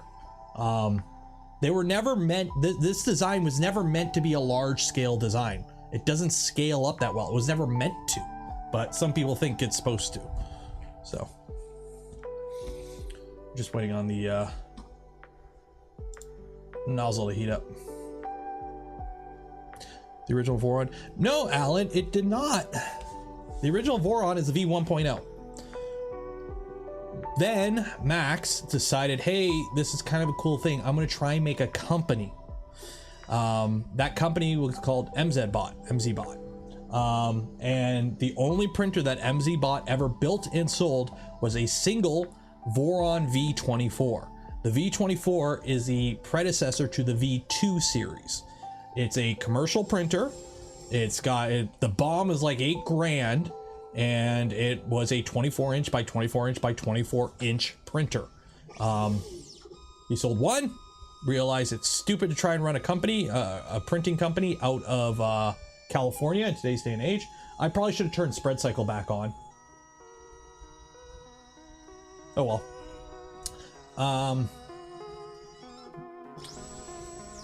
Nope, that ain't gonna work. I can't print this. It's too big for this bed. Dang it, we can't print it. And I'm gonna turn spread cycle back on. And then he basically ended that whole thing and then open sourced the whole design. So the V24 was not the first Voron. The V1 was the first Voron. And then the V24 came out. And then actually no, it was like V1, then V like 1.25 or 2 or something. And then V1.5, then V24, then the V2 series of printers. So let's turn the spread cycle back on because this is kind of stupidly loud. Let's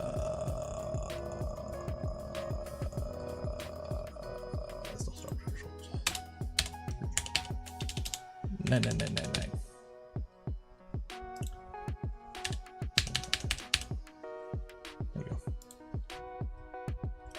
There you go. 350 is the max. It depends on the Voron. Different Vorons have different recommendations. If you go on the Voron website, vorondesign.com, go to the configurator. For each one, it shows you recommended stock sizes. Like, you want to know the original Voron? I can go in the other room here. Where is it? Yeah.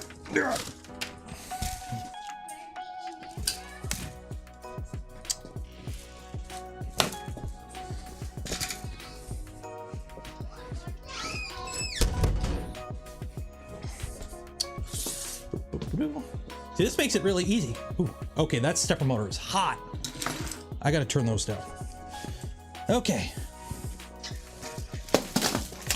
Yeah, that stepper motor is really hot. So, you want to know the original Voron? This is the original Voron. This is a Voron 1.0. This is the original Voron. This is built from a Voron kit. Parts from 2016. This is the original Voron. I have a whole video series where I built it. So this is the grandpappy of all Vorons. Notice how the frame is the same size as that frame.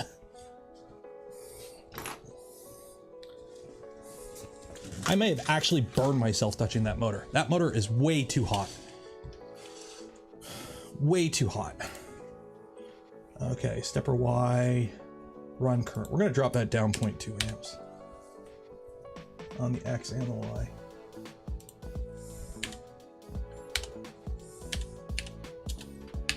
Nice. Okay. Is there plans? Nope. The design is old. The design is old and outdated. Like, one, a lot of the parts were machined out of Delrin. So there was actually machining done to actually make it. The CAD was never finished to the point where it was like a usable CAD. It's not like you can just, you know, it was a one-off. Nobody's gonna build one. It'd be dumb to build one. The design did not age well. Okay, I need to print something else. What are we gonna print instead of this?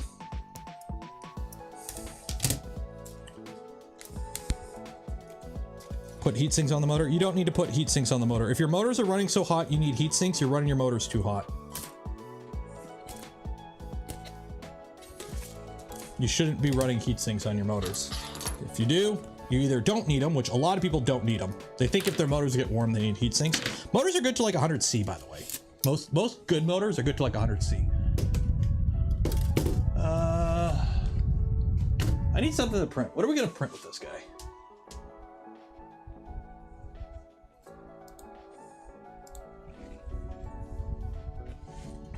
No alien. No, the alien. Okay, so the problem with the alien is it's let's go back to the original log file.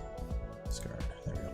The problem with the alien is sliced for a Prusa Mark III bed, which is bigger, and it doesn't fit on this bed, so I can't actually print the alien as much as I want it to.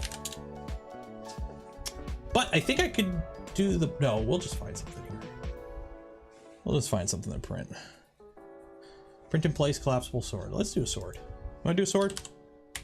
Sword.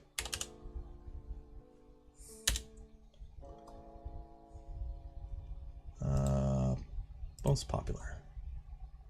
Collapsible katana. There we go.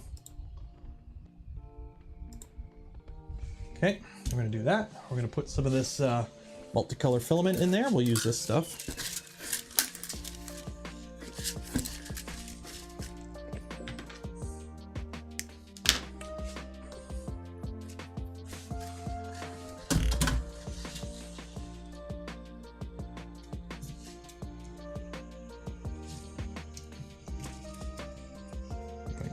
Actually feed in. This is the one. Loading filament in here is like the only problem I have with this printer is trying to get filament to load properly in here.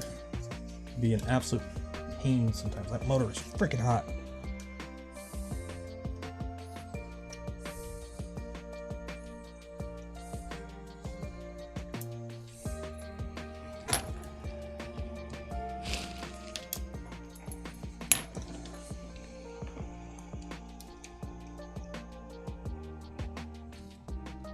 In the hole.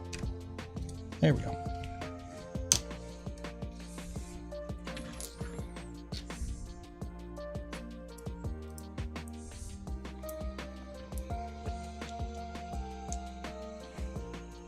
Link in the Discord for what?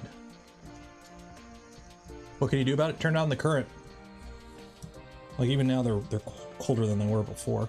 There's an actual like if your driver's so old you don't have the ability to adjust your run current, there's a little pot, a potentiometer you can turn. Oh, the alien link? Is it? No, okay, the reason I wanted to print the alien was it's the alien. Yeah, okay. So it's that alien I don't want to print. It's the alien with the organic supports is what I wanted to print.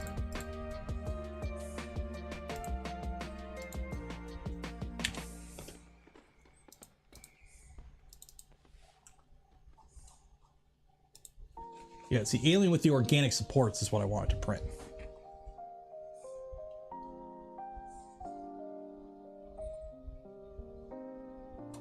Does the stock Sv06 support M420?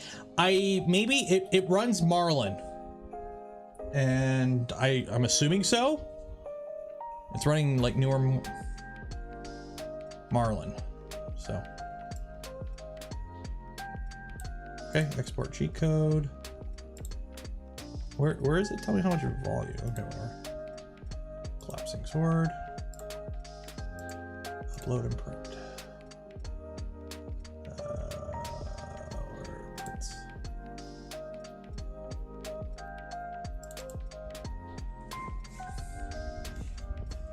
What's the best infill pattern? When do I do the giveaway? I do the giveaway at the end of the stream, which usually the streams are 3 hours, so around 5 o'clock. Best infill pattern, it depends. It depends on the density of it and how many top layers. So what you can do is just do more top layers if you don't want to run more dense infill.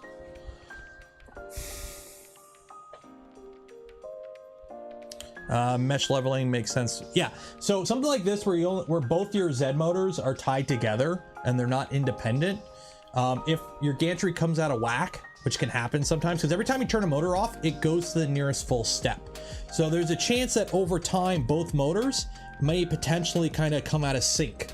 Especially if you ever bump, like if you lean on one side or whatever when there's no power, or you get a crash, there's a potential for these two motors to come out of sync. So if you do a bed mesh every print, it does take a little bit of time, but if you care about 5 minutes on a 6-hour print, it's really not that big of a deal. You basically will always make sure you get consistent first layers. So I'm a big fan in not pushing the limit.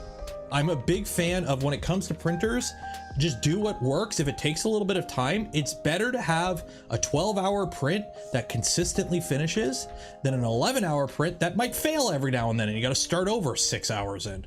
So usually what I do is if it's working and it has the least chance of something going wrong, I just leave it.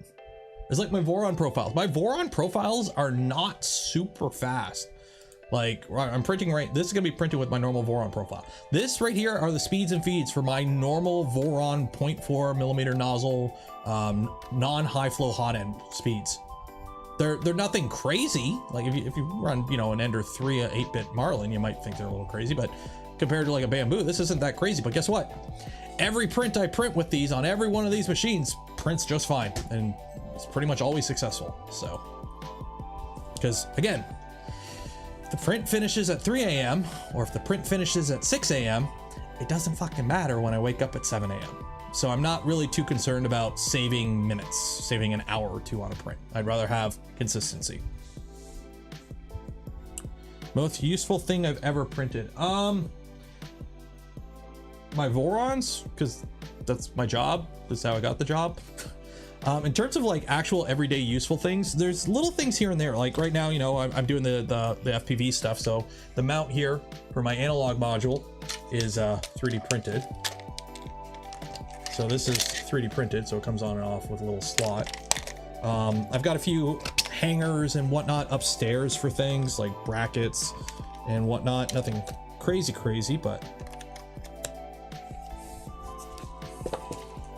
I just wish this would fit in this container. That on, but it does not. Yeah, the X1 cut that. Yeah, when I print with my Bamboo machines, I run them at 50% speed.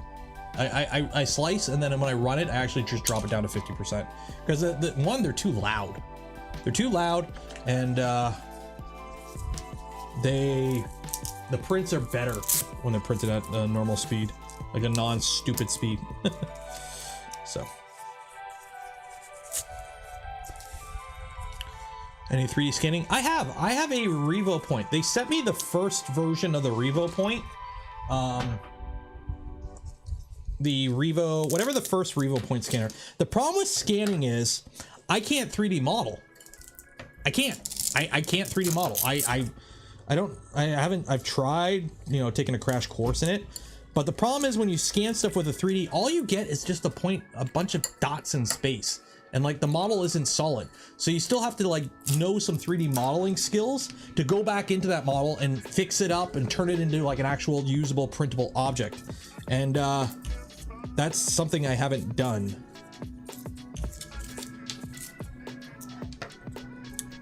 Put the newbie drone belt on this thing. Get it done.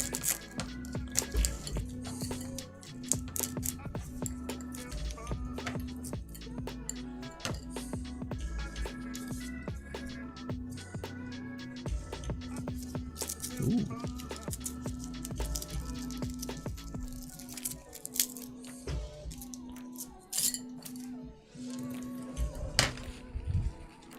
Where are my batteries for this?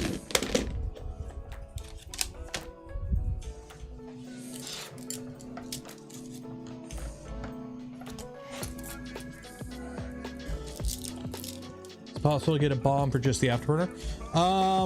It's part of the Voron, so you have to like. Pretty sure like the only way it's part of the standard Voron bomb, so don't believe so. There we go. I don't like how close that strap is to that. I'm gonna swap back to the other strap. I don't think it really matters if the strap I don't think the strap can cause anything to short, but I don't like it that close for the wires soldering on top.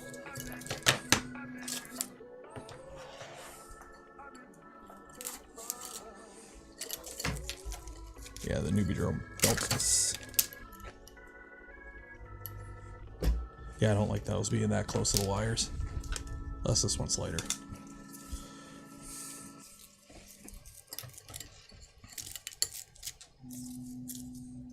Yeah. Yeah, this one makes a little bit more sense, I think.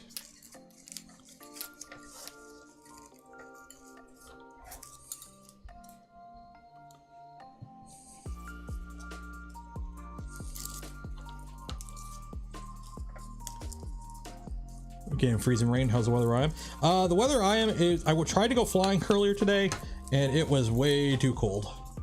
Oh, by the way, for those that watch the stream when we built this guy, so this guy is overweight. It is at least in Canada, so I had to go do the online test and get my license. I totally did that the other night. But this weighs 272 grams with the 650 milliamp hour batteries. Which I found out I literally just need to swap to 1404 motors instead of 1407s and I'll make weight. Because each one of those will save me 5 grams.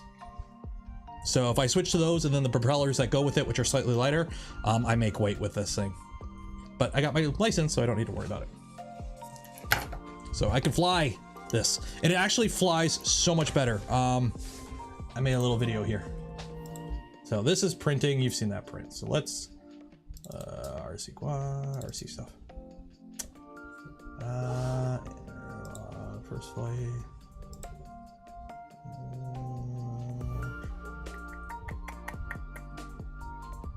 There we go, this one.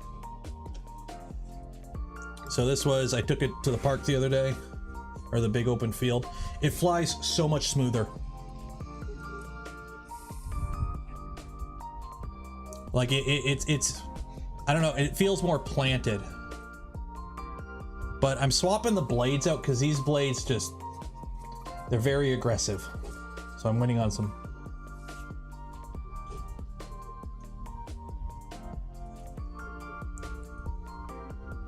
The config files for me, they're in the link in the description, but I've changed some things. So the config files for the Sovol are in. It's a flock of geese. Look at the geese.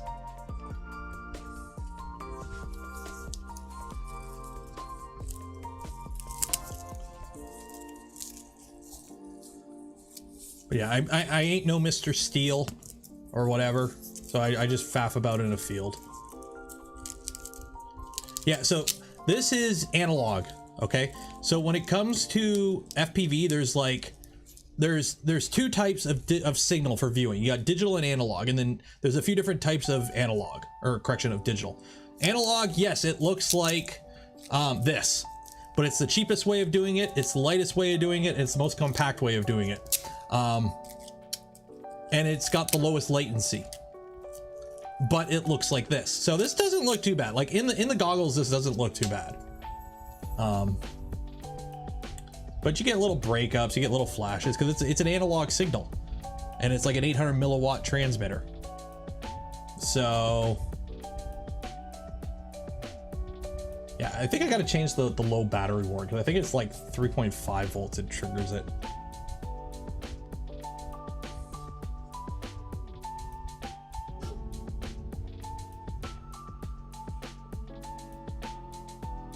I'm trying to remember what we're printing again. Oh, the sword. But just to put it in perspective, so this is where is it? There we go. So this is just cruising up and down the street. This is my baby hawk.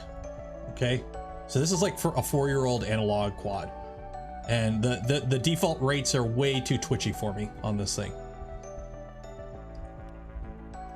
So this is what it looks like flying analog. Okay, So it's like, okay, yeah, you can see where you're going. You can make sure you don't crash into anything, and you can fly around. It's really cold, so these things kill batteries so quick right now. It's ridiculous. But then I also took my quad that has a DJI digital system. So again, this is what I see in the goggles. This is what I see flying the DJI one. Yeah, that's 720p, 60 FPS. So this is what I see flying a digital system. Yeah.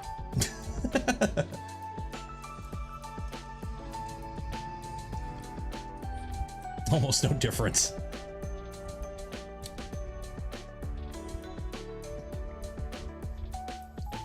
So, the big difference is you can get an analog setup for like 50 bucks. You can get like a camera for 20, 30 bucks. You can get a VTX for like 20, 30 bucks. And you're good to go. And you're good for flying out to a kilometer or whatever, depending on what you're flying in. You can fly further in a straight line with no perfect visibility, and less if you're flying, in a bando or whatever. Analog or digital in Canada, the cheapest you can find for just, if you guys want to see, cry Canadian prices, Rotor Village, FPV, Vistas and Air Units. There you go. If I want a Runcam Nebula Pro, plus the Vista, it's $228 Canadian per quad.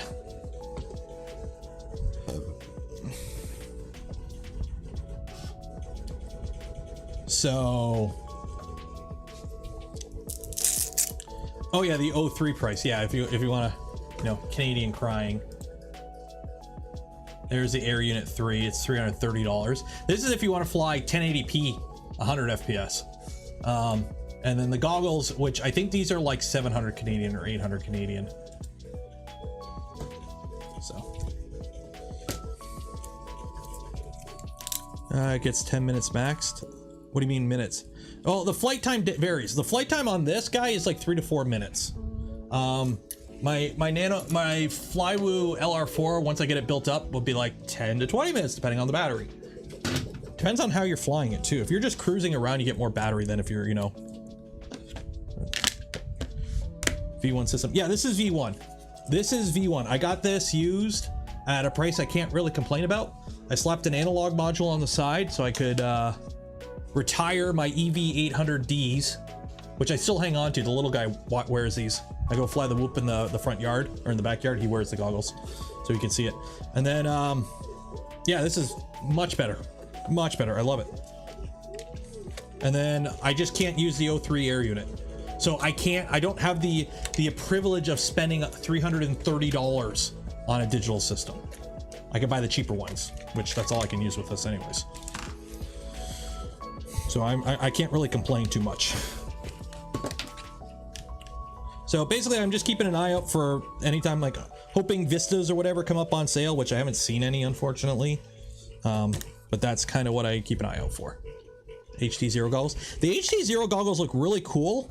The problem is HD0 seems really good for racing and micros, like small stuff, because it's a really light setup. It doesn't have like it's the penetration it's not good at, and the breakup's kind of shitty. But a lot of people seem to really like it. The problem is the goggles are $600 American, and then I gotta convert that Canadian, and then shipping. So there's like almost $1,000 once you factor in, whatever blood money UPS wants.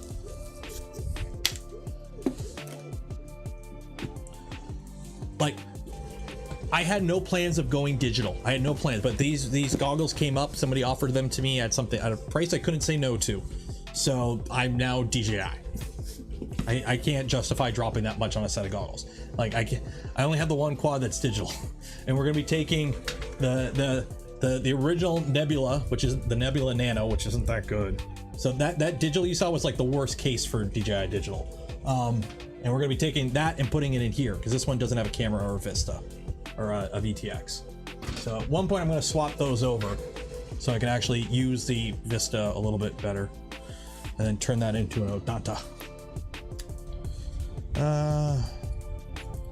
It's not that much more in comparison. True, but you any website, okay, the tax is more, so it's that plus 13% tax plus $20 shipping. So like you can't really go on Amazon. Amazon doesn't really have much for us up here.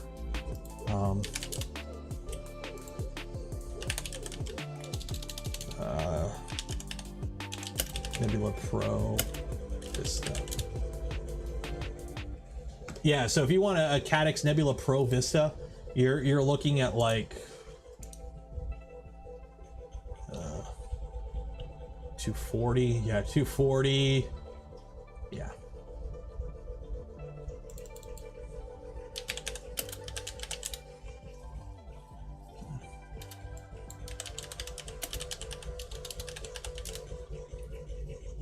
Yeah, 240. Because Amazon is like, oh, free shipping, but then they just charge more. What's the SV06? It's printing a sword. We're gonna be printing one of those swords. The alien print failed. Yeah, the alien print is too big for the bed, unfortunately. Get FBB does ship, but like anything, it's like $20 to $30 for shipping, and then exchange that into Canadian along with the price of whatever you're spending, and then expect another $30 from UPS or FedEx, whatever, just in fuck you, pay me. So it's kind of shitty. So anytime I buy from the US, it's like expect another, it's $50 to get it from the US basically. Have I used Rotor Village for drone parts? I have. I got my Mobula 6 or my Mobula 7 from Rotor Village. I also got my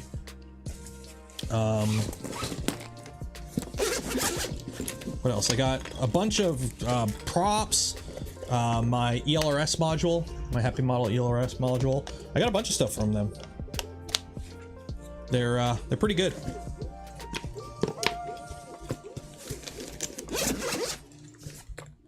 Have I messed with CAN bus? On the salad fork build I did. Fat Shark Scout HD. Yeah, the Fat Shark Scout seems pretty good if you're going walk snail. The avatar system, I don't know. I had no plan of going digital. I was just going to stick analog for a while because I'm like, oh, the EV800 would work good enough.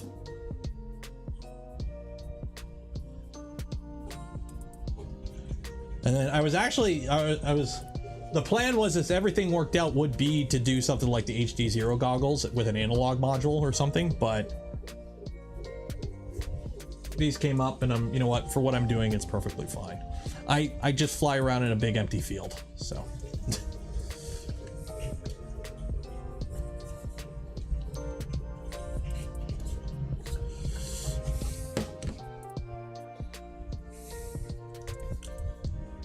What's going on here?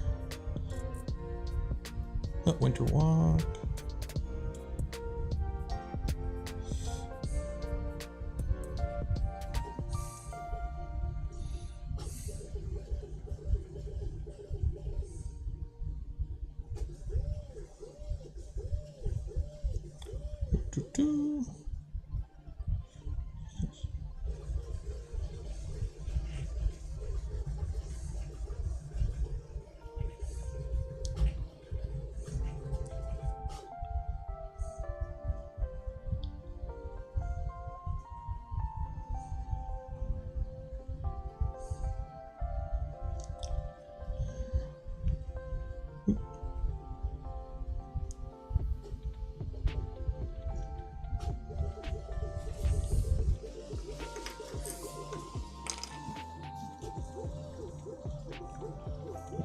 Picture of this guy.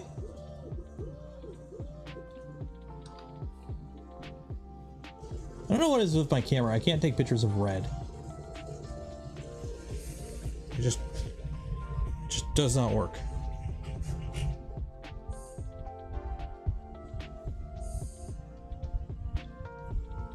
There we go. Thoughts about printing Voron parts, PLA, CF? Nope. Don't print any Voron parts in PLA or PETG. They will fail. Yeah, that spinner is just going. It is. So this is printing at my normal Voron settings. So this is like the speeds I run all my Vorons at.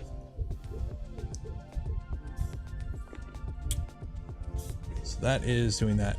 So again, at 5 o'clock, we're going to do the draw. Every stream, we give away a spool of filament from Polymaker. So if you want to win that spool of filament, you need to enter. To enter, there's a link in the description. I just need your YouTube name and your email address, and you will win. Yes, yes, you will win. I'm talking to you directly because I know you will win. Not you, but you.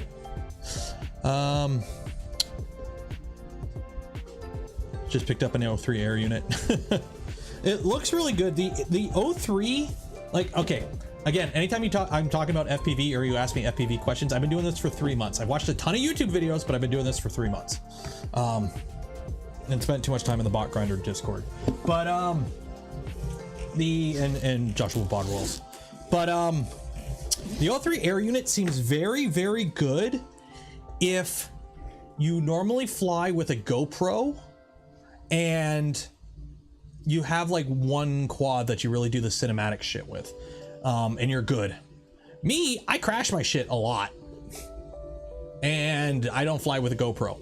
So the O3 air unit would be completely wasted on somebody like me. It seems to be like, I think the Vistas, and well, now the Run Cam Links or whatever, because it's all the same thing. It's all made by DJI anyways. Will still have a good market, because if you're just like building a bando basher or just something to faff about in the field, the O3 air unit's an extra $100 for slightly better video. Well, you get, people still fly just fine on analog. The only difference is you get better DVR, really. Like the flying experience is probably near the same. Yeah, 1080p for 720p. Better camera, but you know, people still fly analog, so.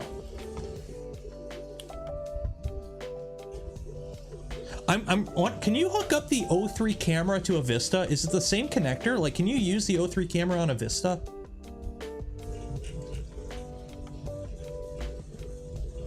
Would PETG fail? PETG is actually worse than PLA. PETG is more flexible than PLA. Where is that quad frame that I broke? Yeah, so you want your printer parts, you want them to be stiff. This is PLA. PLA is bendy. You don't want PLA. Like, the problem is, or PETG is bendy. You don't want PETG, you want stiff. PLA is stiffer than ABS, but it deforms, so it's not good. ABS is kind of in that sweet spot of it's stiff enough and resistant enough, and it's not going to break if you accidentally crash it. So over the years, Voron's been around since 2016, and many people have tried to do PLA and PETG Vorons, and they always have issues, and nobody's ever been able to do it without something failing catastrophically. So we just don't recommend do it.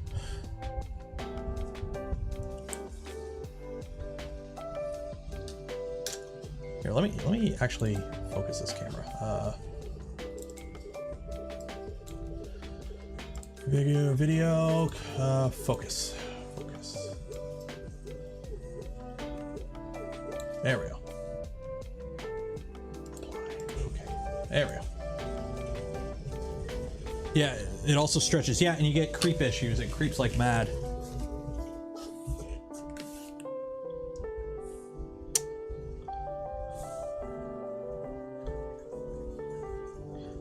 Drone parts stick with TPU, unless it depends on the part, I guess.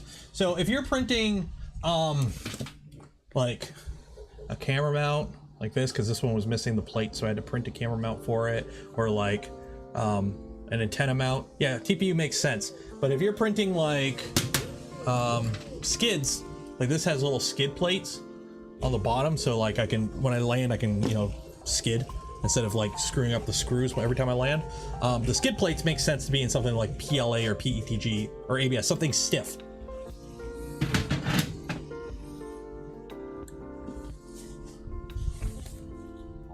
Nylon, yeah, nylon would be really good for skid plates.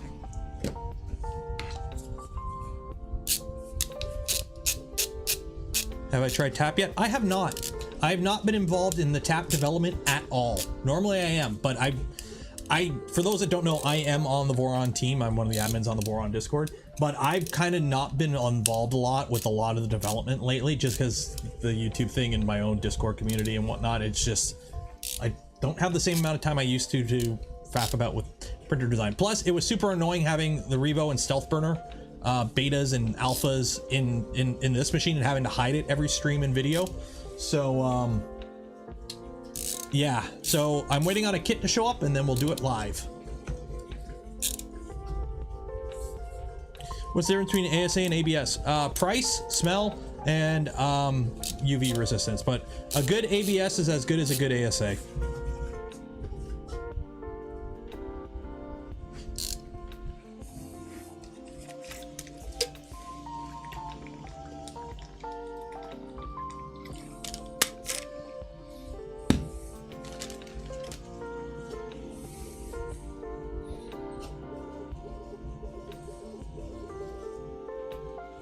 How's that coming along?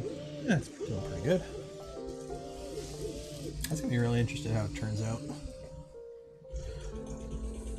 What time are we at? We're at 4:38. So yeah. So don't forget on Thursday, if you are a member of the channel or a Patreon supporter, or if you become a member or a Patreon supporter, or if you luck out and somebody gives you a membership between now and then, we're doing the members only live stream, probably around noon-ish Eastern, I'm thinking.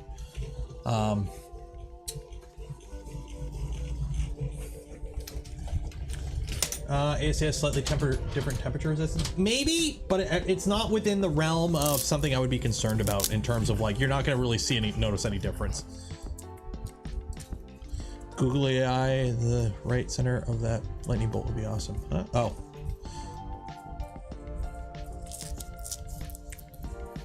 I've had less warping with ASA. It really depends. I've had ASA that warps like mad. I've had ABS that doesn't. I swear, because you have to understand, it's not like ABS and ASA are you walk down the line of plastics and you just grab ABS off the shelf or ASA. There's multiple different manufacturers and blends of the raw resin that are used to make the filament. So there are blends of resin, ABS resin, that are meant for injection molding, for example. There are blends meant for filament. There are blends meant for a lot of different use cases. So if you use like ABS resin that's meant for high temperature injection molding car parts and you turn that into filament, the filament won't be as good as filament made from resin made for 3D printing. So the problem is there's a lot, ABS is like the most used plastic in the world for a reason. There's a lot of shitty ABS filament out there because they use whatever filament they can, or resin they can get cheap in China, and they just make filament out of it. And it shows. Whereas ASA is usually made out of good filament because there's not as much of it. So those that are making the ASA are making like a premium product. So they're using the good stuff usually. So. But a good ABS is a good ABS. MG94 ABS is beautiful. Well, ABS Plus. Yeah, this machine right here is mostly eSun ABS Plus, and it's 2.5 years old, and it's working just fine.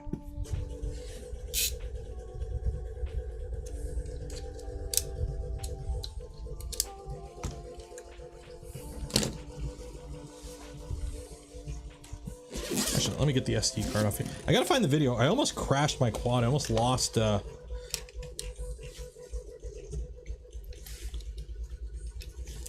me see if I can find the video here.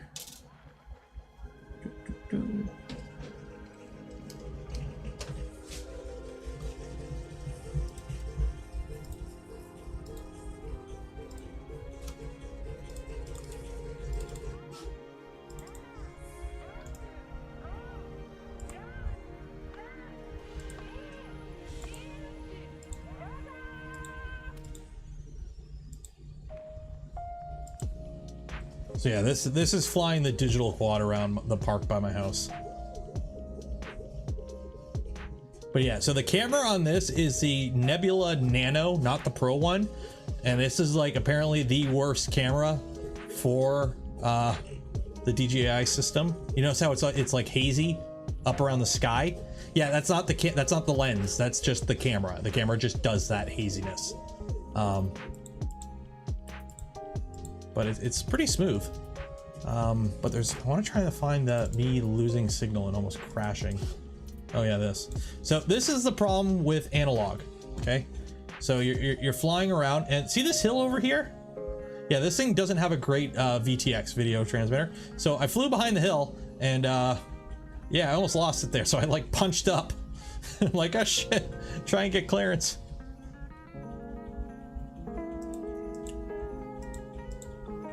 And then it crashed. But this thing was sucking down batteries, and I don't know why.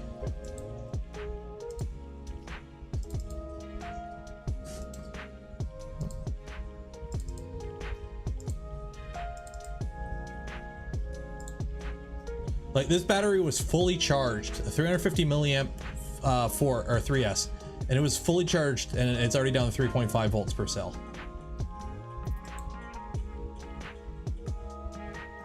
Like, it just sucking down. And I don't know why.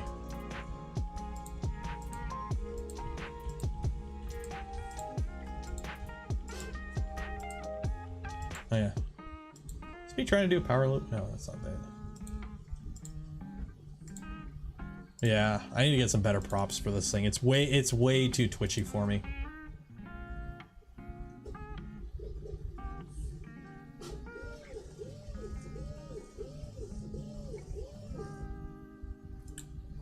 Try to do a power loop on one of these. I don't know. It's fun to fly though, but yeah, I'm only getting like a minute of flight time because it was so cold out. The batteries were just dying.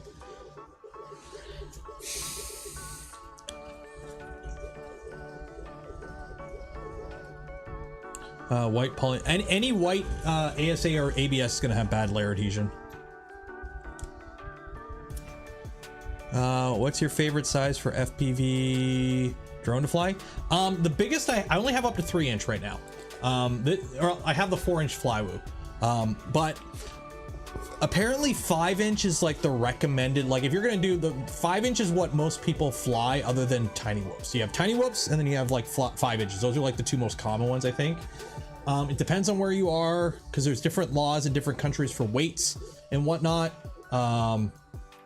So for example, this is my little Mobula 7 tiny whoop. This thing weighs 30 grams and it's got like 40 millimeter props on it. Versus my Flywoo LR4, which got 4-inch props. And then the one I like the most is my 3-inch here, which was under 250 grams before I put it in this frame and put a bigger VTX in it.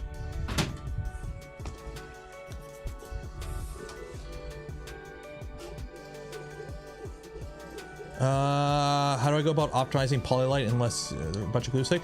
Print at 110. Don't be afraid to use a brim. And if you're printing on PI, actually clean it. Don't use glue stick. Like clean your PI very good. Like soap and water and rinse it off really good type clean. But it's hard to say without knowing your specific printer. Guy close here that built a quadcopter chair. Is it Peter Schriepel?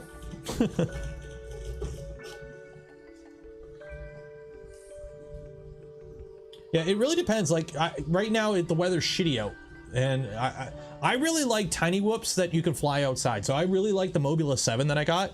It's got brushless motors. I fly with a 450 milliamp hour 1S, and I just bring it to a park and just fly around the playground. Like I just rip it around the playground at work or at the park by my house, because it's the park, right? I just go to the park and fly it all the way through, like all the like everything. It's just fun, you know, slide down the slide on it and whatnot. And if you crash into stuff, it's a tiny whoop. It just bounces off.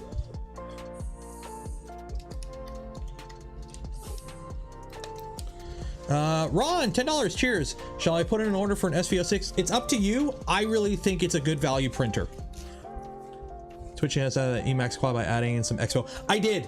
The second flight I did with it was with my stock rates. So the very first time I flew it, I still had the original rates, which were like 12 or 1300, and like the Expo was ridiculous. It like the chart was just like a straight line. So now I'm running my Betaflight normal rates on it, and it's a lot smoother. Although the props I still find are a little aggressive, and I'll be switching them to some Gemfan 3040s, I think, because right now these have like the Emax something on them, but they're chewed to shit, and I don't have any spare props, so those are the ones I'm getting.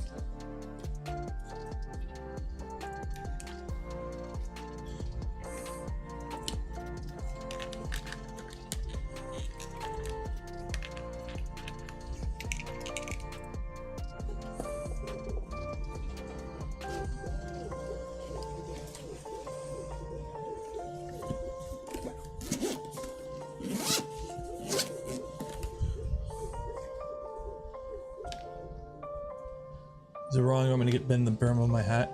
This is this style. I've actually kind of bent it a little bit. This is the style. You know what hats I've been wearing a lot of, because I'm totally comfortable and accepting of my impending northern retreat of my hairline.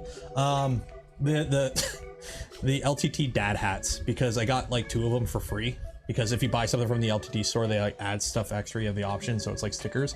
But like this shirt is an LTT shirt. It's an LTT shirt. So they had the mouse pad, the desk pad. They had the big random, what is it, 1 meter by 700 millimeter one, which is too big for any of my desks, but it was on sale for $9.99.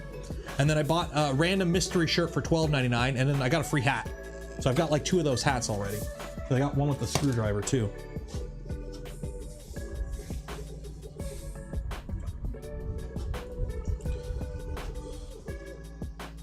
I've owned a number. How do you have a bunch of them already? They just came out.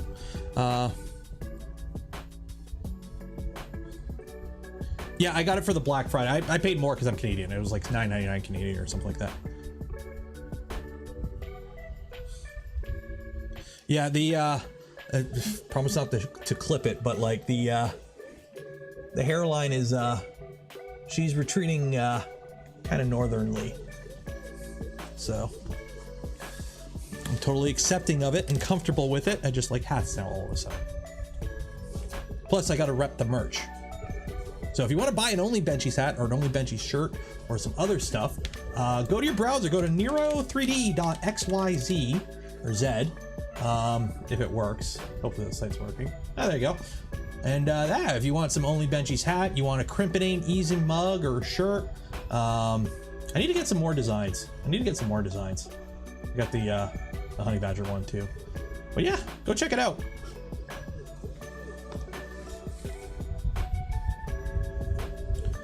I'm gonna shave. My wife does not want me to shave the head, and I don't think I could pull it off. I think my ears stick out too much to shave it.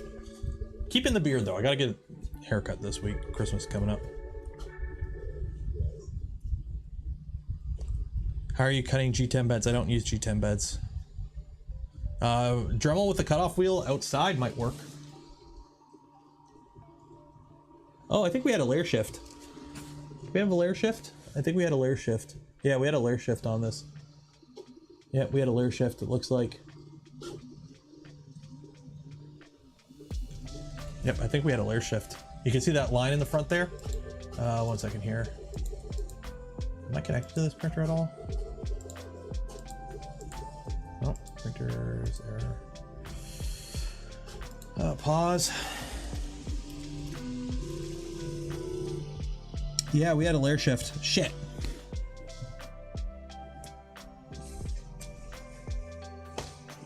Shoot. Poop. Dang it. What time are we at anyways? We're close to the end of the stream anyways. Where's me prying stick? Oh, there's me prying stick.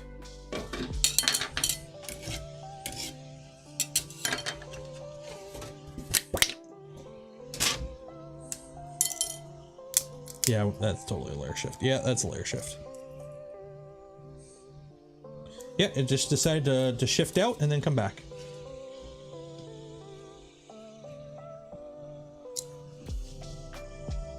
Those motors are still cranky hot. I'm gonna try it again, but I'm going to print it a little slower and drop my speeds and feeds a bit. We're gonna go back down to a more normal level of things, I think, on this machine, because just because you can go fast, sometimes it doesn't mean you should. So, let's see. Nope, no, not time lapse. I gotta set up. One of these days, I gotta set up time lapse on one of these printers.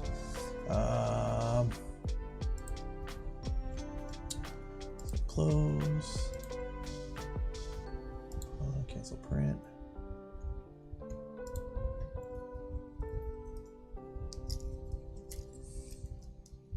What kind of cooling number is used when printing ABS with stealth printer? Like 20%, I think. So I'm gonna print it again, but I'm just gonna run it at like 75% speed.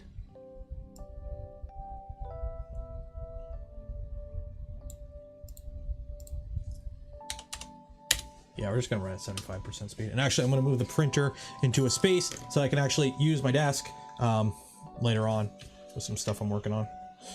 So let's rotate you over here. And Nobico, you can go here. That go there. Whatever, you can go. Rotate, pivot, pivot. There we go. That works. That works. There we go.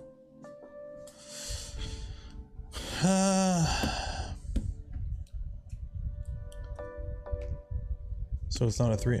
That's what's a Voron killer? Like, speed isn't everything in 3D printing, especially considering if you want to have good prints, you can't print fast if you want good layer adhesion. And you know, if you're printing with silk filaments, you got to print slow if you want to get the shininess.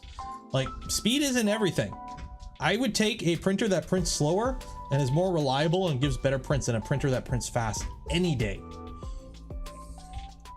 I mean, for sub $300, and you slap if you can get one, a Raspberry Pi 02 on one of these, it's a killer printer.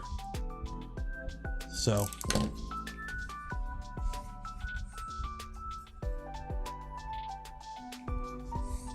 Yeah, that layer shift was, it shifted and then it went back, which is kind of funny. But it's a retracting blade, so it won't work if it does that. Accurate and reliable are better than fast. Exactly.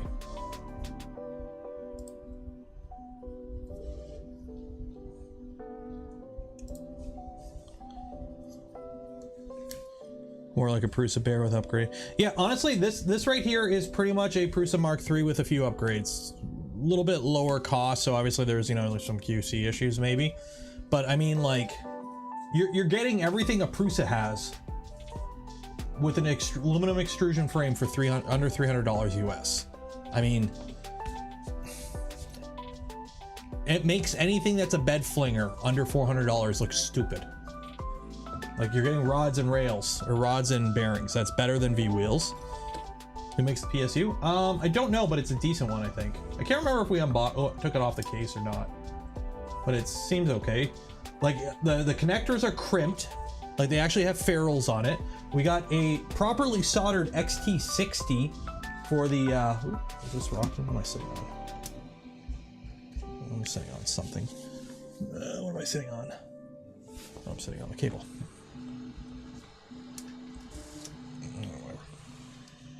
Oh, that cable. That makes sense.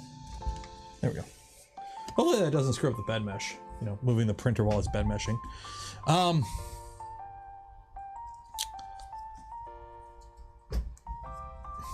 But yeah, it's like after unboxing the Hurricane there, like this thing just looks even better, because the Hurricane, how much is the Hurricane? This is right now $239 US. Okay. The Beachu Hurricane, okay, is currently $369. Oh geez, oh, it went to Canadian. Ooh. So $369 versus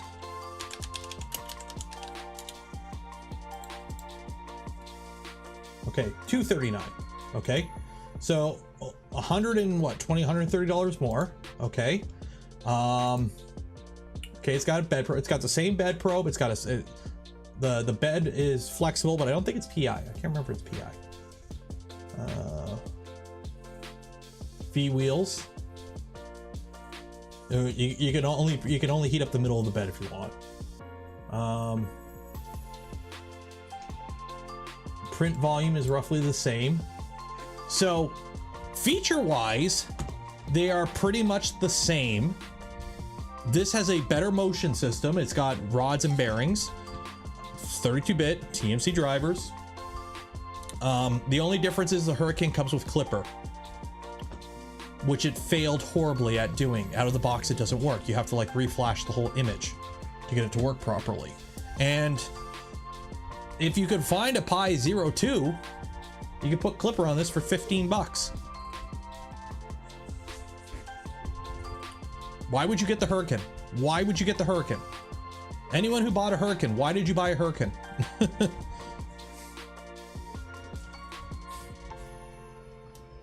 Why did you pay a premium for an Ender 3 V2 from 3-4 years ago?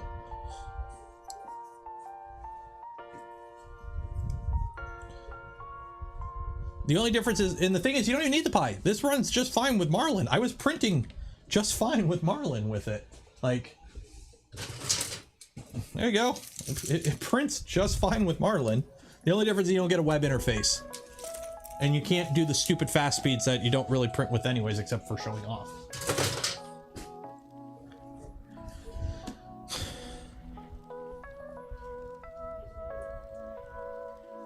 They're drunk and did it on the dare. I swear, a lot of these companies don't actually know what they're doing. Like, look at Creality. I've ranted about it before. Creality and the Sonic Pad. The way they implemented Klipper on it was unsafe out of the box. It took people like, it took me bitching them out and other people going, hey, to actually get them to implement it correctly, because they don't know what they're doing. They're just putting out the product without actually having a knowledge of the product. They're just doing, oh, Klipper's the shiny toy that people are buying now. Well, let's just take our printer, our shitty printer, just slap Klipper on it and sell it for $100 more. And people buy it. What am I gonna do for dinner? I have no idea what I'm doing for dinner. I gotta figure out what I'm doing for dinner. You have 1 minute to enter for the giveaway. It's 4:59 on my computer.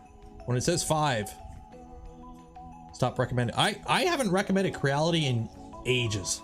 I used to recommend the E3V2 a while ago. I've stopped recommending Creality altogether. Creality is done. Like they don't make anything that I would spend my money on. Like there's nothing they do that impresses me. On the low end, you have this machine, and then once you start going up in price, you got the Bamboo P1P. Why would you get a Creality? And unless you are looking for an absolute bargain bin printer because you only have $99 and you're okay with just, you know, the bed just might be warped to shit, or the extruder might just not work, and you're okay with, you know, having to rebuild half your printer and spend double the price to get it functional. If you're okay with that, sure. But I'm a big proponent of, if I buy something, I expect it to work out of the box. The whole letting, you know, oh, it's a 3D printer, it's rep, it's supposed to be, you're okay. You're supposed to be able to fix it out of the box. Like, okay, there's a difference between able to do normal, regular maintenance and tweaking and modding, and having the printer not work out of the box and having to fix it to get it to actually print. If the printer doesn't work out of the box, it goes back in the box, it goes back. You gotta stop letting companies get away with that shit, because they're just gonna keep doing it. Look at Creality. They still do it because people get away with it. Because you got YouTubers that just say, oh yeah, just keep buying the shitty ender and just fix it up. You'll learn. No, you'll get frustrated and quit the hobby. You can learn just building a printer. You want to learn how to build a printer? There's many open source designs and kits if you want to build a printer from scratch.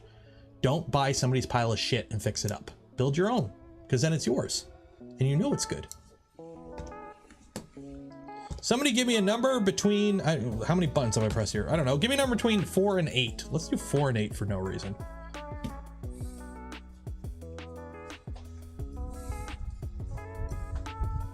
Six, that's a number. 1, 2, 3, 4, 5, 6. Big spin, big spin, big spin. So if you win, you'll get an email from me after the stream ends. Fill out the form, you get your filament, a couple days, a couple weeks. Shout out to Polymaker. No L. Noel. Noel? There we go. Let me just copy your information here. Make sure you're a real human being. There we go. Okay, so congratulations, Noel. You'll get an email from me after the stream ends with a little form you got to fill out. You'll get some filament in a couple days to a couple weeks, depending on where you live in the world. So I think we're going to call it there. I'll let the print finish. Hopefully it finishes this time. And when it does, I'll post pictures of it on the Twitter. So follow me on Twitter at 3pnero. Join the community Discord, link in the description. Join the monthly contest. Every month we do a monthly contest. This month is festive themed. Next month, I think I'm gonna make you show off your hobbies that you do with 3D printing, I think. But yeah, I want to give a shout out to Polymaker for the spool filament we give away every stream. Speaking of giveaways, right here, December 30th, Christmas Eve. We're doing a giveaway and chill stream. Right now we have a LDO Trident 250 kit to give away. We've got a Beat You Hurricane to give away. We've got a bunch of spools of Polymaker filament to give away. David from Printed Solid, I don't know what he has to give away, but he wants it to be better than everyone else's. So we're going to wait and see what David cooks up. And I'm going to try and get some more companies. So if you're a company that wants to participate in this, or you want to like throw something into the pot, let me know. I don't normally like reaching out to companies and asking them for things directly. But for this, we'll make an exception because everyone likes giveaways and everyone else seems to be doing one. So, hey, why not? And I'm super creative. If it works, it works. So we're going to do that there. And then also, if you're a member of the channel, Patreon supporter, Thursday will be the members live stream. So around noonish Eastern, I think. Keep an eye out on the Discord for that. So yeah, I'm going to call it there. It is a Tuesday. I will see you Friday for a Printed Chill stream. Be safe out there, wash your hands, and enjoy the rest of your week. Still got a ways to go before the weekend, but what, 2 weeks until the holidays, so yay. Okay, goodbye. Bye.